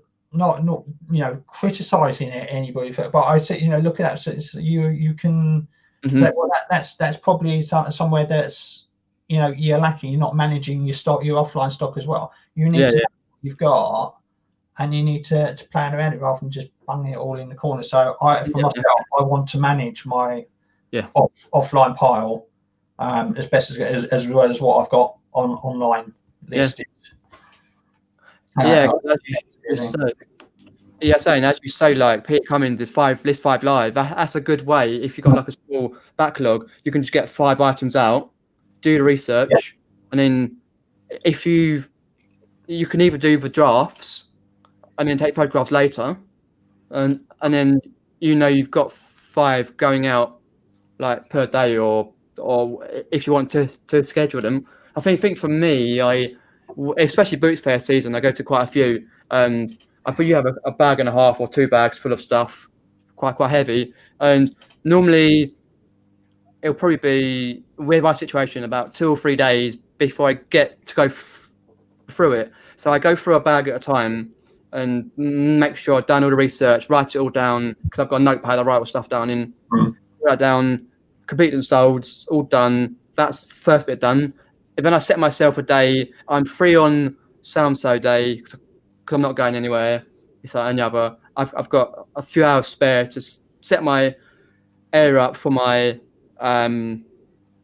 photographing and get my lights out, sort it out, and make sure it's all sorted out. And then I can just go done, photograph, because I photograph on my phone.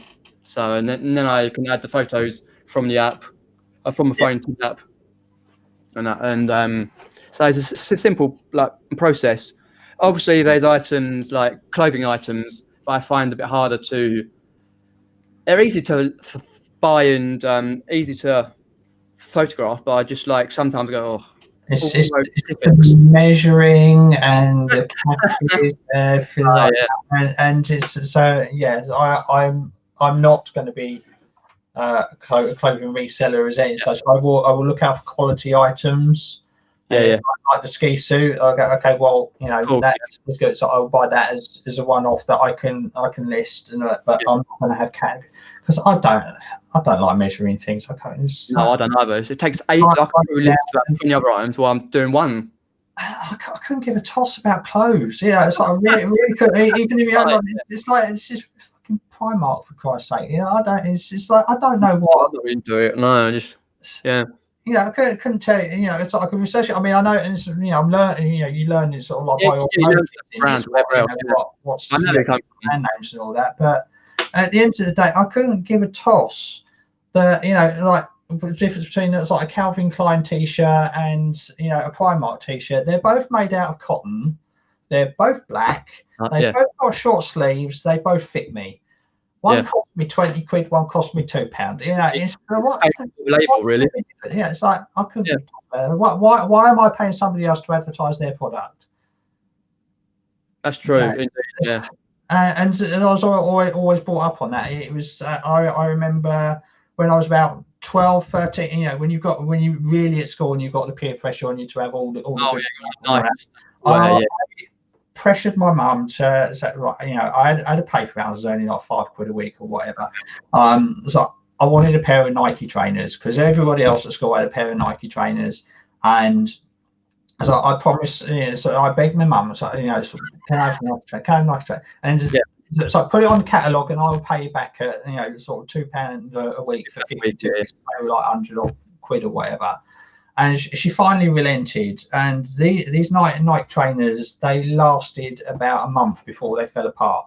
And I was paying off this catalogue at £2 a week out of my paper round money for the rest of the year. And all I could afford at the time was to go down the local cheap shoe shop and buy a £10 pair of shoes. And those shoes were still good when I finished paying off it. And I've been put off designer labels since then, because it's like, well, you know, you're paying for a name. And, you know, fair play to the people that like that, and they, you know, they've got a way of designing brand, but I've got no interest in it. You know, it's you know, clothes are utility. I wear a t-shirt, you know, a pair of shoes, a pair of jeans. Yeah, people, you know, like half the time, the only person that knows the label, what brand it is me. Yeah, of course. And, you know, I'm in my 40s. I'm not 20 anymore. You know, sort of like down with the kids and got to wear the latest fashion. So, you know, I don't care, and that's gone over into the reselling as well. So I've got, you know, I thought, okay, there's money in clothes. I know there's money in clothes. I look at, you know, like all the hauls that he gets with his £1.50 bin. As well. And it's like, I don't care. Show me the stereos. You know, where's that amp you got? Yeah, I can see in the corner. You know, so like put the North Face hoodie down a minute. Show me the CD player. Okay, what you got? Yeah, definitely, yeah. That's the sort of thing, and I can list them all. So if I get a haul, if I get sort of a few items, and I get a top, you know, for whatever. I mean, that coat's still sitting on the door. Oh, that coat, yeah. That one that I picked up for £1. It's been sat there. It's got a couple of marks on it. I know will come off with white vinegar, and I don't care.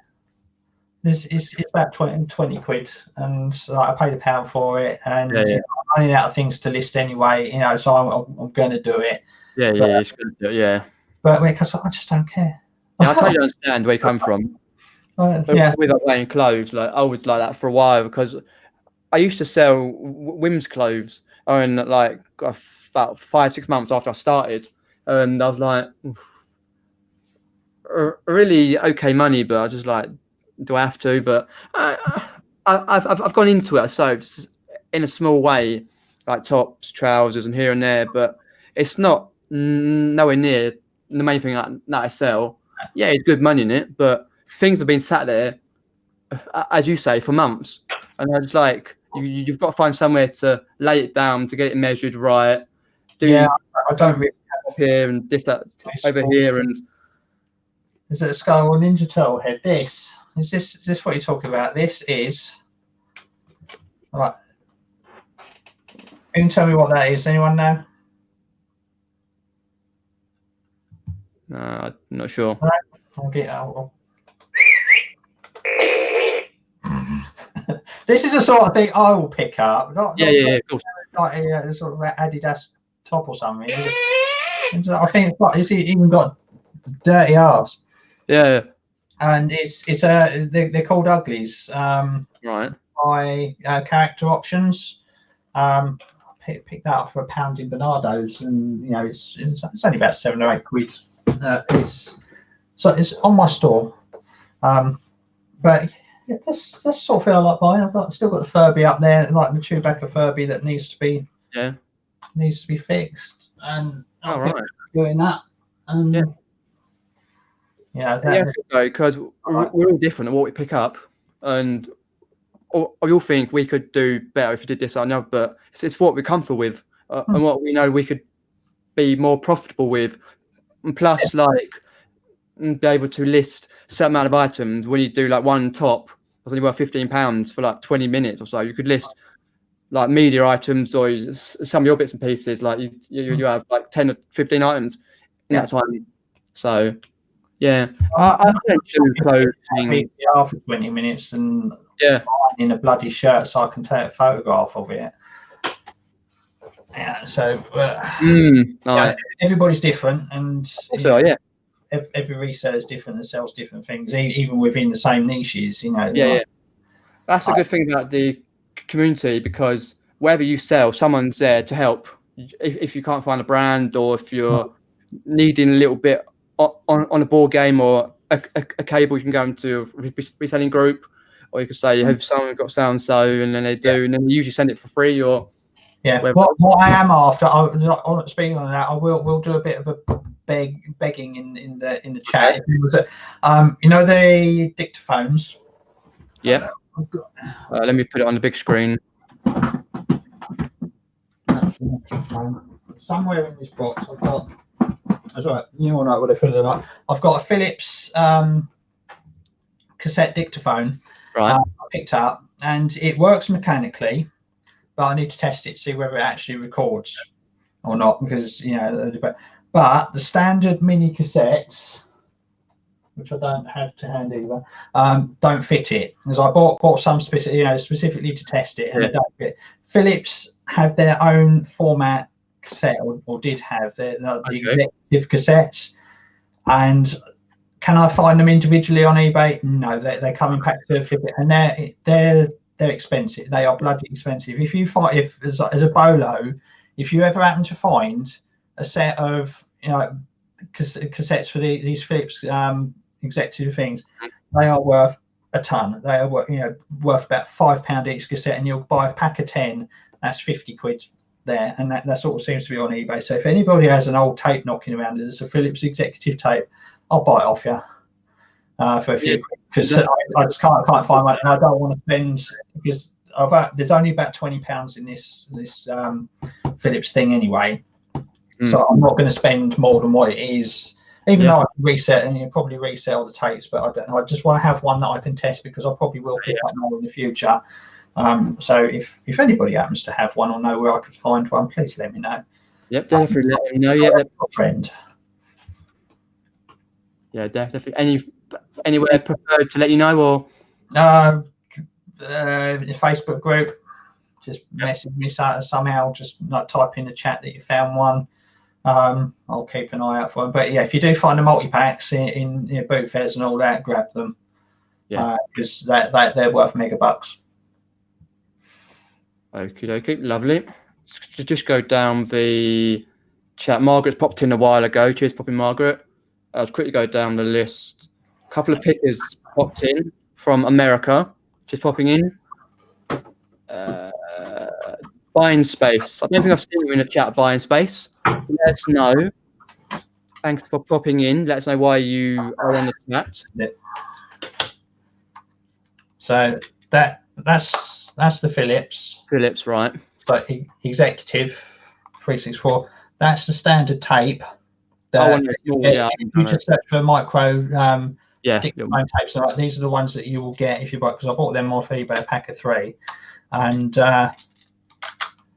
they don't fit, because the spools are a little bit bit wider than the ones on the thing. So they've done what Sony does and just bring out their own bloody format of things. So it works, but I hope I've taken the battery. I haven't even taken the batteries out of it. That's naughty of me, because we know what happens when you leave batteries in things. Yeah, so if I put down for it, Damien, know on either on this comments on this, or on one of his videos, or in the Facebook group. Double Karma's in. A couple of pickers. BSP put links in again to Rob and Lisa's channel. Couple of pickers. Cool. Go and subscribe. Mel's in for a while. I saw that. Who else we got in there? Just have a look down.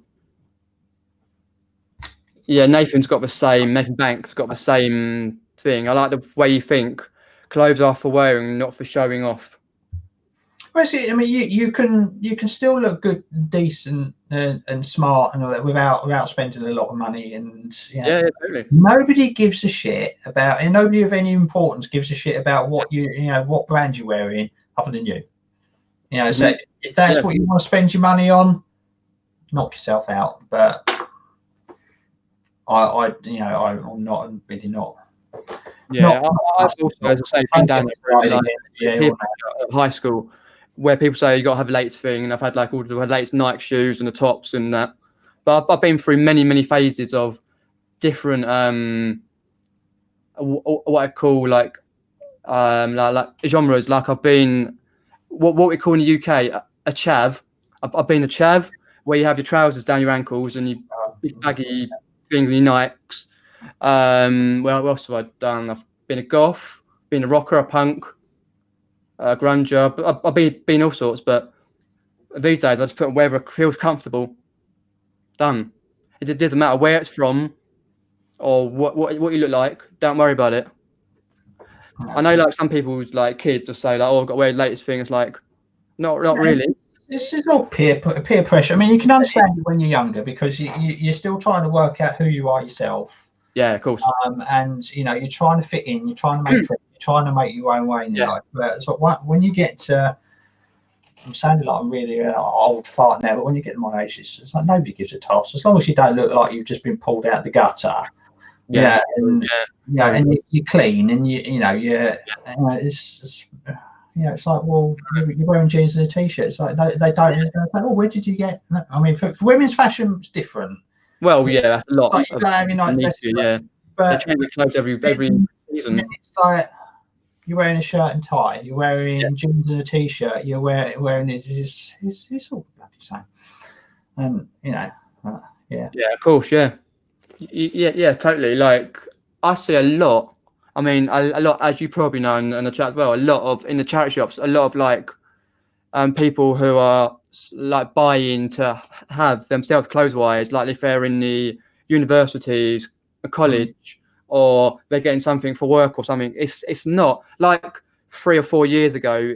It was a bad thing to go to a charity shop if you're just buying for yourself. Like clothes, but these days it's a niche thing. It's retro clothes. I mean, I understand it, and I understand the market, and I understand why the market's there.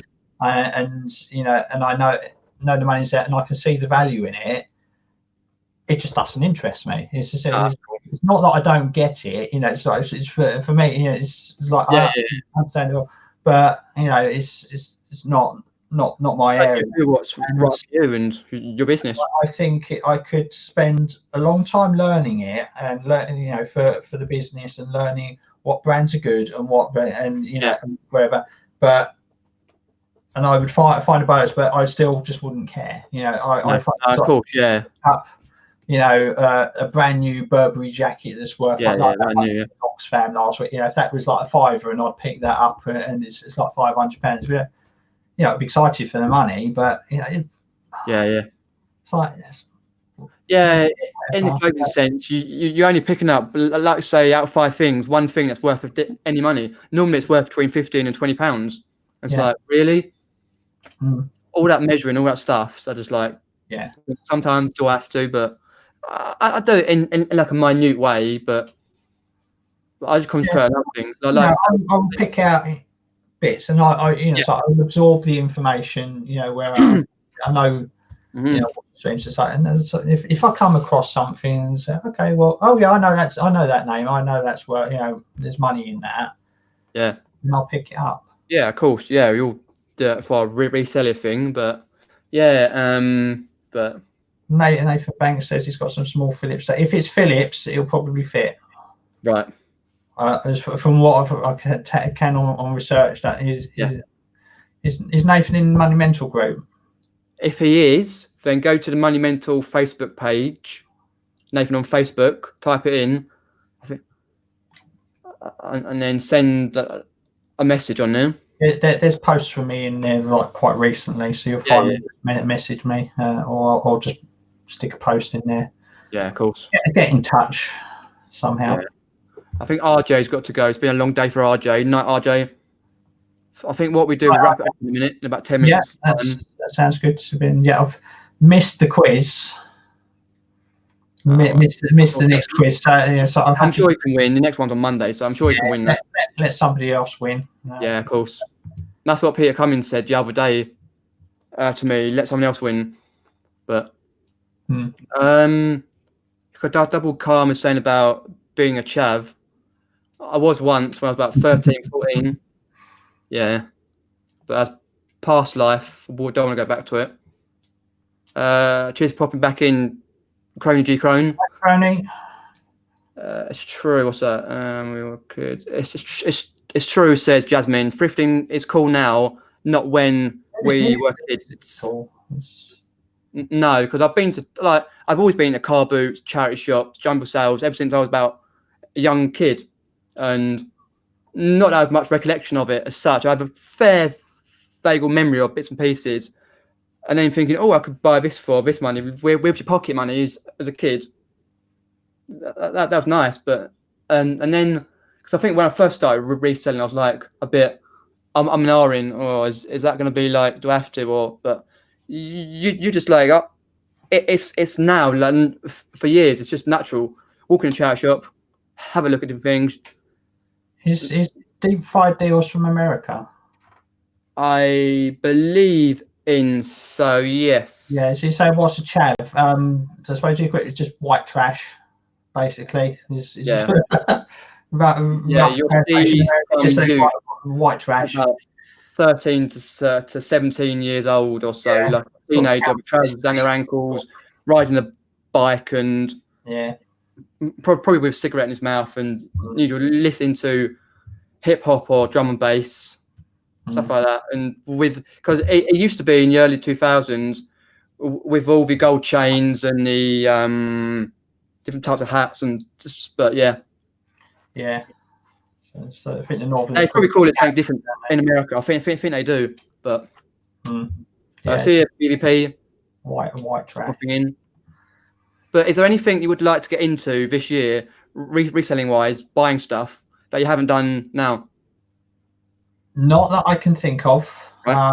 So I think it's just expanding things, but Yeah. I'm open-minded to new areas. So who knows what I will come across over the course of the year that will take me off in little tangents, and then might be that. But I do like my tech. I do like the old stuff, like the toys, the collectibles. Just cool, interesting things. The things that it's got. That's cool. Yeah. Get that. Doesn't have to be in a specific category. I try to cover a number of categories. Yeah, of course. Because things fluctuate and the season throughout the years. Yeah, it helps on your eBay store as well. Have more categories. If it's nice on the eye, if it's nice on my eyes, if it gets my interest, then it's likely to get somebody else's interest as well. And the older stuff. So a lot of what George Ross sells, is like, he's a man after my own heart, that boy. Similar sort of thing. He's just uploaded my toasty to the Instagram. I'll take it. Emailed his toasty to someone. On the gram, is he? Yeah. But yeah, God, who knows where I will be at Christmas. We'll come. Crony asked if we've done any vinyl. I don't know anything about it. You can get caught out a lot with it, with a lot of trash, and you really got to know what you're doing. And that is far too much of an in-depth market for me to look into, to look out for bolos. And my time is better spent and learning it. And it's difficult, and you could easily lose a lot of the money if you don't know what you're doing with that. So it's not an area because I'm crap at music anyway. So music is another thing that I like. Songs, not artists. So I will I will know a lot of artists. You play me a song, it's like, oh yeah, that's so and so. Yeah, that sounds But if you do the other way, it's sort of like, right, who's that? It's like, I don't know. Someone. I'm not really up down with the kid these days. So music's not my forte. So I stick with. If you asked eBay what my best category is, it'd say modern manufacture. Right. That's what. So, and that's such a wide subject, but that's pretty much what. For the thing, but I don't think I'll be niching down too much. But who knows? Yeah, who knows what's going to happen this year? You never know. I've done niching down before, and it's great while it lasts, but I know full well that markets can drop down. You need your bread and butter items. You need your items at high value and small value that trickle through. Exactly. So. For me, for vinyl, I've tried, but as sort of Damien's been saying, there's a lot of ones that are just worthless. You pick them up, you think, why did I pick it up for? Because you think it looks good, but I just never got back into it. Yeah, I do keep an eye, and so it's like in the chest. Keep an eye out. They'll have the stack, and every now and again there'll be one at the front, and you go, "Oh, I remember that. They were good. They, sort of that was yeah. And you think, oh, that looks like that might be an album that's worth something. So you look it up and it's worth £1.50, and the charity shop's asking £4 for it, and but yeah. It's like, have you ever, like, when you do like videos, when you go out to charity shops and you film, did you ever get people in your comments saying, should have picked so and so up, that's worth money? Haven't yet, but I've only had 2 videos where you've done 2. I'm sure one of them. Most recent. There was a coat in there that I showed off. I was hoping to see whether anybody would actually say anything about it. Nobody has. There was the Barney's coat that I got and looked at in the first charity shop. It was a leather coat. It was real leather, and they wanted, I think, £6 for it, £6 or £7 for it. I found a similar one for sale, and it would go for about $19.20. So if I was inclined and into it, I could pick it up and make a tenner's profit after fees off it. But I didn't, But for the same margin, it's like what else I picked up in the video? What a bloody hell are they? Those Wi-Fi boosters that I picked up. Wi-Fi boosters. Yeah, I know what you mean. They sell for 20. But that's the same as same cost, same profit margin, same fees. That box is a lot easier to photograph, pack, and get listed, and and it's more my thing. It's technology, so I got that instead. But whereas somebody might have gone, okay, well, I'll get the Barney's coat. It was still in there today, but I had to look that up, and it's a leather coat, and it was okay condition. I think reasonable, but. It would just sit on the back of a door somewhere, and yeah, that's the same for me. Yeah, but no, nobody's potted anything yet. Right, okay. I've missed. I have gone back through it. I mean, I did go have a look at the books. When it was like the book section. I did go back through the footage and say okay, and there was a book I missed in there. And it's from an afternoon to the following morning, and I went back the morning to go and get the book because it was a good £15 worth of profit after fees on Amazon, and it had gone. I said, which book? They'd actually literally recycled the entire shop. They'd taken all the books out and sent off and got a new lot in and put out. Ouch. Okay, fine. So, and they'd done that in the after the close. Right. On the booster, no, not those cable boosters. Where did I put them? These. Big on a big screen. These things. Yeah, I know what you mean. Yeah.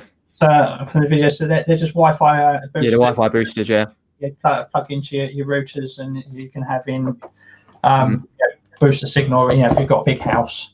They'll go. The other one, the one he's talking about was you put it in different rooms, through signal, the one he's thinking of is the signal transmitter, SCART signal. I know which one. Yeah, have your TV in the kitchen and the TV in the living room.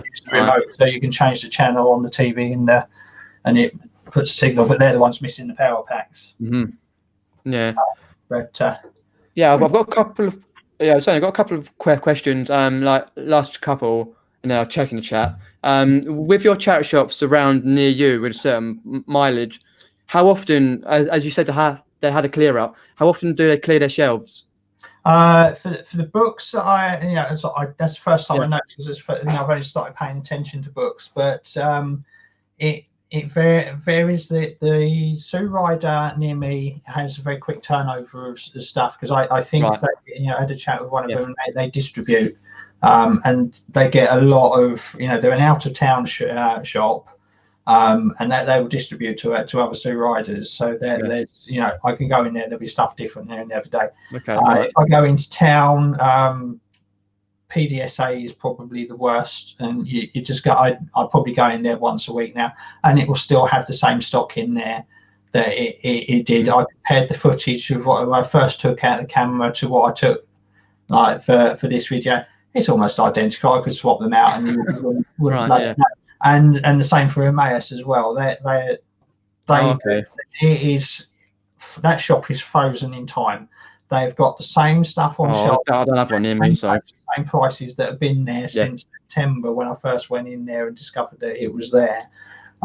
They've got, you know, board games that are priced ridiculously high, and it's the same 20 board games. I hate when they do that. What's the point? They need to get shifted. Yeah, there's one of them. There's a weird Scrabble set. I can't remember what it's called. It's one that's got an electronic pack with it that you type in, and it's from the 80s. And they've priced it up at £10. It's worth about £10 online, and it says vintage 1950s. And so if that was from the 1950s, that computer unit is in there would be the size of the shop.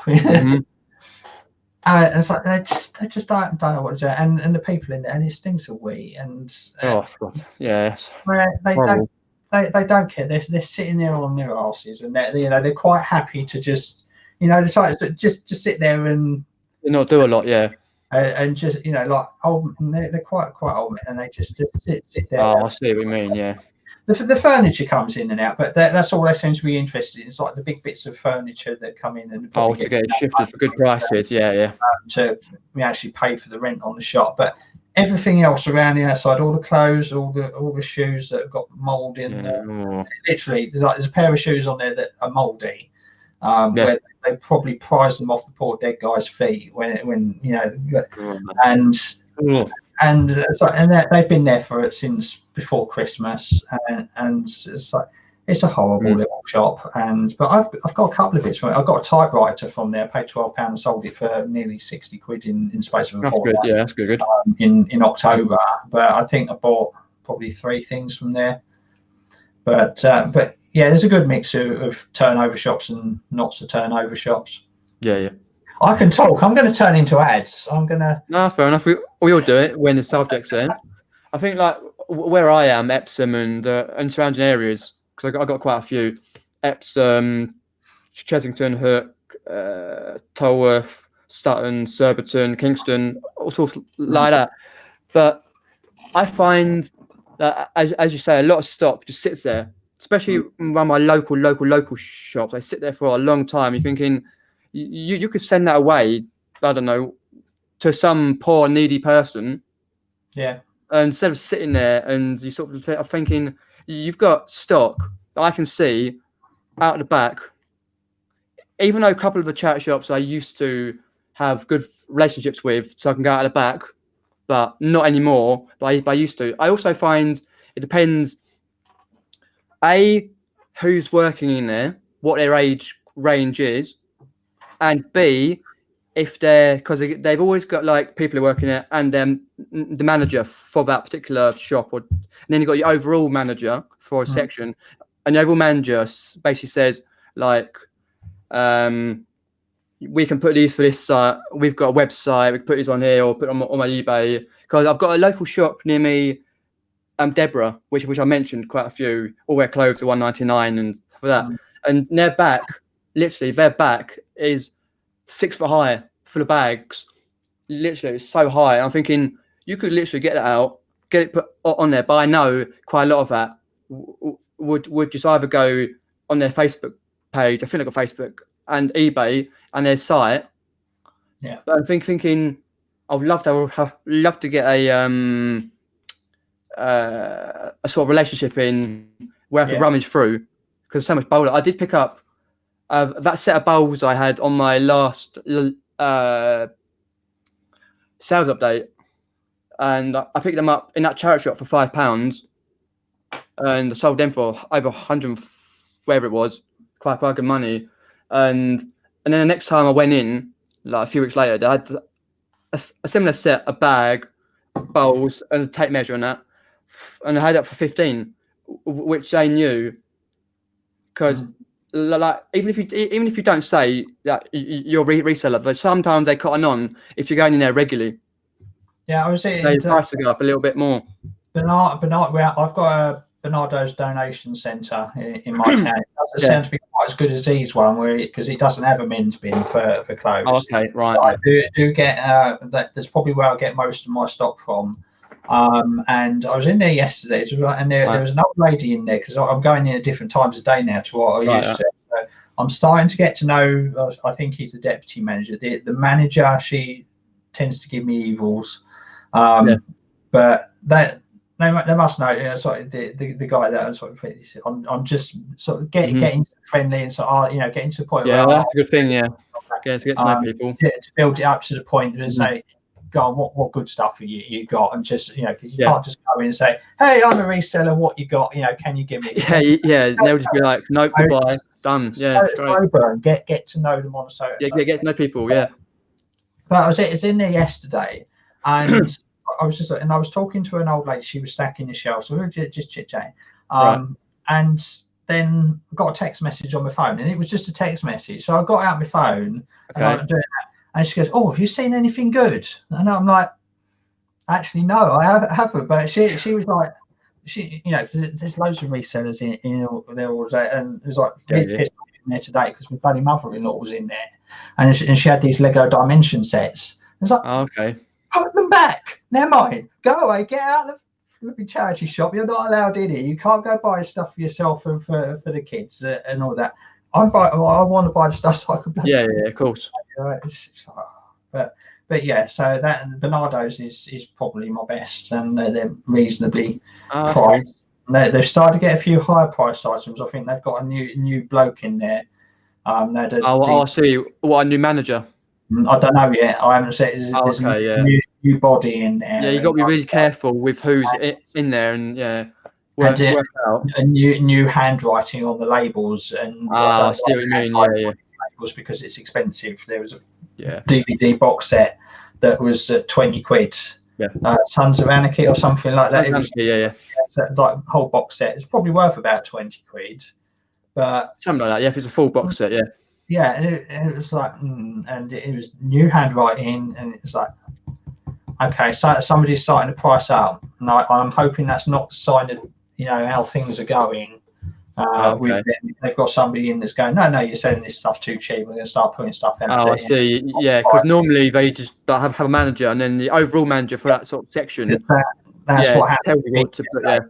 PDSA got a new manager in around about October, and now they're empty all the time on the shelf, and the stuff doesn't sit in a shift, and it's all really, really expensive, and they've overpriced it since that new manager's come in, and I'm really hoping Bernardo's doesn't go the same way. Yeah, unfortunately if it does. Not in the we're nearly at boot sale time, so and I want to be at the point next year where I'm not as reliant on charity shops. Correct. Yeah, as I am this year, because I am solely 90% reliant on all right. But hopefully only for another couple of months. I've transitioned from that last year, because I've been doing it since beginning of 2016, when I was selling like bits and pieces around the house and that, and then now I transitioned on be business seller a little while afterwards. And this year, because I noticed it at the back end of last year where I wasn't so much reliant on charity shops, and I know if I think where this year's going for me, I won't be reliant so much on charity shops. I've got plenty around big area, for example, but I have got Bernardo's near me where it's sat on like an estate. I've been to it before near Epsom, and basically they have donation after donation after donation. Their prices, I think, are about average for a charity shop. I've picked up some good stuff in there. I got some signed books and a Monopoly Empire sold for 25, I think. You can always find stuff at the most expensive charity shops, or the ones that are notoriously expensive. They will all still miss bits, but of course they do. Yeah, they always do. Less of. So I mean, I'll still go to the charity shops through the summer. Oh yeah, still yeah. It's just good to be in a position where I'm not reliant on them. Don't have rely on thing. Nathan's asked a question. Oh, what favourite type is? What is your favourite? Is Sue Rider? My Sue Rider does have new stock constantly as well, but they are quite aggressively priced. Right. It's expensive, and they know what they're looking at. You know, so definitely. If I find stuff in Sue Rider, it's obscure stuff. As I said, thing with video on Andrew's channel last week, the rock grinder thing. Right. No, it was in the last video last week. So the National Geographic rock thing. £3. They missed it. That went out the door this morning for 30 quid. Well, that's good. Yeah. Yeah, and so it's little things like, but it's an obscure item. It's not something that you would think, would have any money in it. And they're the things that I find with Sue Rider. Like it's all the weird, unusual stuff. Something else from Sue Rider. What have you got? I'll put it on the big screen. Second. I'll get rid of these. These are a fail, by the way. I got these from Poundland. £2 each, and they're going for like £9 on eBay. And I bought 3 of them. And that happens. You've got to have failed to get good stuff. Down to £4 each at the moment. So basically, break even, including posting. Yeah. Well, that's good to get your money back. Yeah. Sue Rider, I got one of them. Oh, one there. Oh, wow. Yeah. Really media box. Really cool. This was £1.50. And I got 2 of them. I sold one already, a smaller version of that. Went to Spain. Cool. GSP, but that's up for £15. So it's not a whole lot, but it's the weird things like that they don't bother looking at. KJ missed stuff. Yeah. Bizarrely, I went into town the same day after picking that up, and I found a tray of blank 3.5-inch discs. On the same day, so I've got these, so I've been bundling with the cassettes with them as well.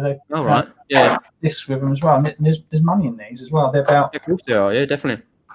Go for about £1 each. And if you bundle, if you see it's 10 for £10. So so they've got some of them. Wicked. Yeah. I'm trying to think what my one is, or what Nathan Banks was saying. Mine is Oxfam in Epsom.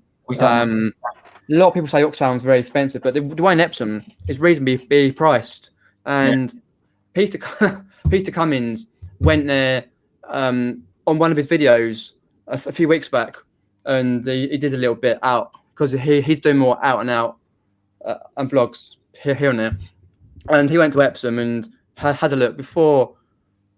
I think it might have been just after New Year or just before New Year. Might have been just before New Year, something like that. Anyway, and he picked up nothing because he was in there for a couple of hours while his kids and wife was watching a Star Wars film, and at the local Odin, and he went round and he said he didn't pick anything up because we play Fortnite together, and I was like, okay, fair enough, and I knew to wait probably about a week or so before they get rid of all their Christmas stuff, put in their new stock. And one of my later hauls, I picked up like a Nike jacket, which was like, I think it's worth about £30. I picked up a DSLR camera bag for free, worth between 25 and 30, and that sort of thing. I was like, wow. It's sort of like you've got to take these trips to the charity shops. Yeah, not always that often, but you've got to go in occasionally to just have a look. Even if you're in there half an hour, just scanning around. They do, as you say, miss certain things. But it's harder now these days because they have their Facebook pages, they have their eBay stores, they have like different managers popping in and out all the time, different staff. They say, oh, this is sold on so-and-so for eBay. But most of the charity shops that I know of, and like yourself, like the overall manager says you can only sell this for a certain amount of money. Even if it overrules that particular manager in that shop, it's like, well, so fair enough. But most of mine are probably average about. But one of my local charity shops in Chesington, has a Facebook page, so I can have a look on the Facebook page, and if I see anything that they put on there, I can. I think it's Children's Trust. I can phone them up or message them, and they'll hold it back for me. Cool. Laney's popped in. We won't be that long, and Rod's popped in as well. I'm gonna have to go. I'm hearing sort of. Yeah, that's fair enough. I'm just about to go anyway as well. Yeah. Cool, because it's what's the time? It's nearly It's 11. quite late. Yeah, just going. So, what we do now then, as we've seen all the chat and everything else, is do you want to explain about your live tomorrow for people who've only just popped in? Live video. My first live video tomorrow night, 7 o'clock. DB resells. It's going to be a Q&A. So do drop in, do ask a question. I will try my best to answer. I will be on my own, so it'll be interesting. So I should be able to keep up with the chat more. Yeah. So it should be a bit of fun. I'm aiming for about an hour, so between 7 and 7. That's cool. Yep, I'll be there. Yep. If it dies, only 2 people turn up. It might only last 10 minutes, or it could run over if it. And make sure you got the notification bell set properly. I'll have a double check if I have. I'm sure I have done. Hi, Adrian. We're just about to end the thing, so if you want to watch it back a bit, I did have Jamie on earlier, showing some gold, and now then Damien as well. So I had to go and give both of them a subscribe. So cheers for popping on, Damien. Thank you. I'll be trying to on another time at some point with other resellers if I can. Yeah, if I keep. And obviously, when you've decided to like find a day, if you want to do a day on the live, I don't mind popping in for a bit. Sure, yeah, be good to have you. So thanks everyone for popping in. Like, share, and subscribe. And take care, guys. Good night. Night. Thanks, Peter. Bye all.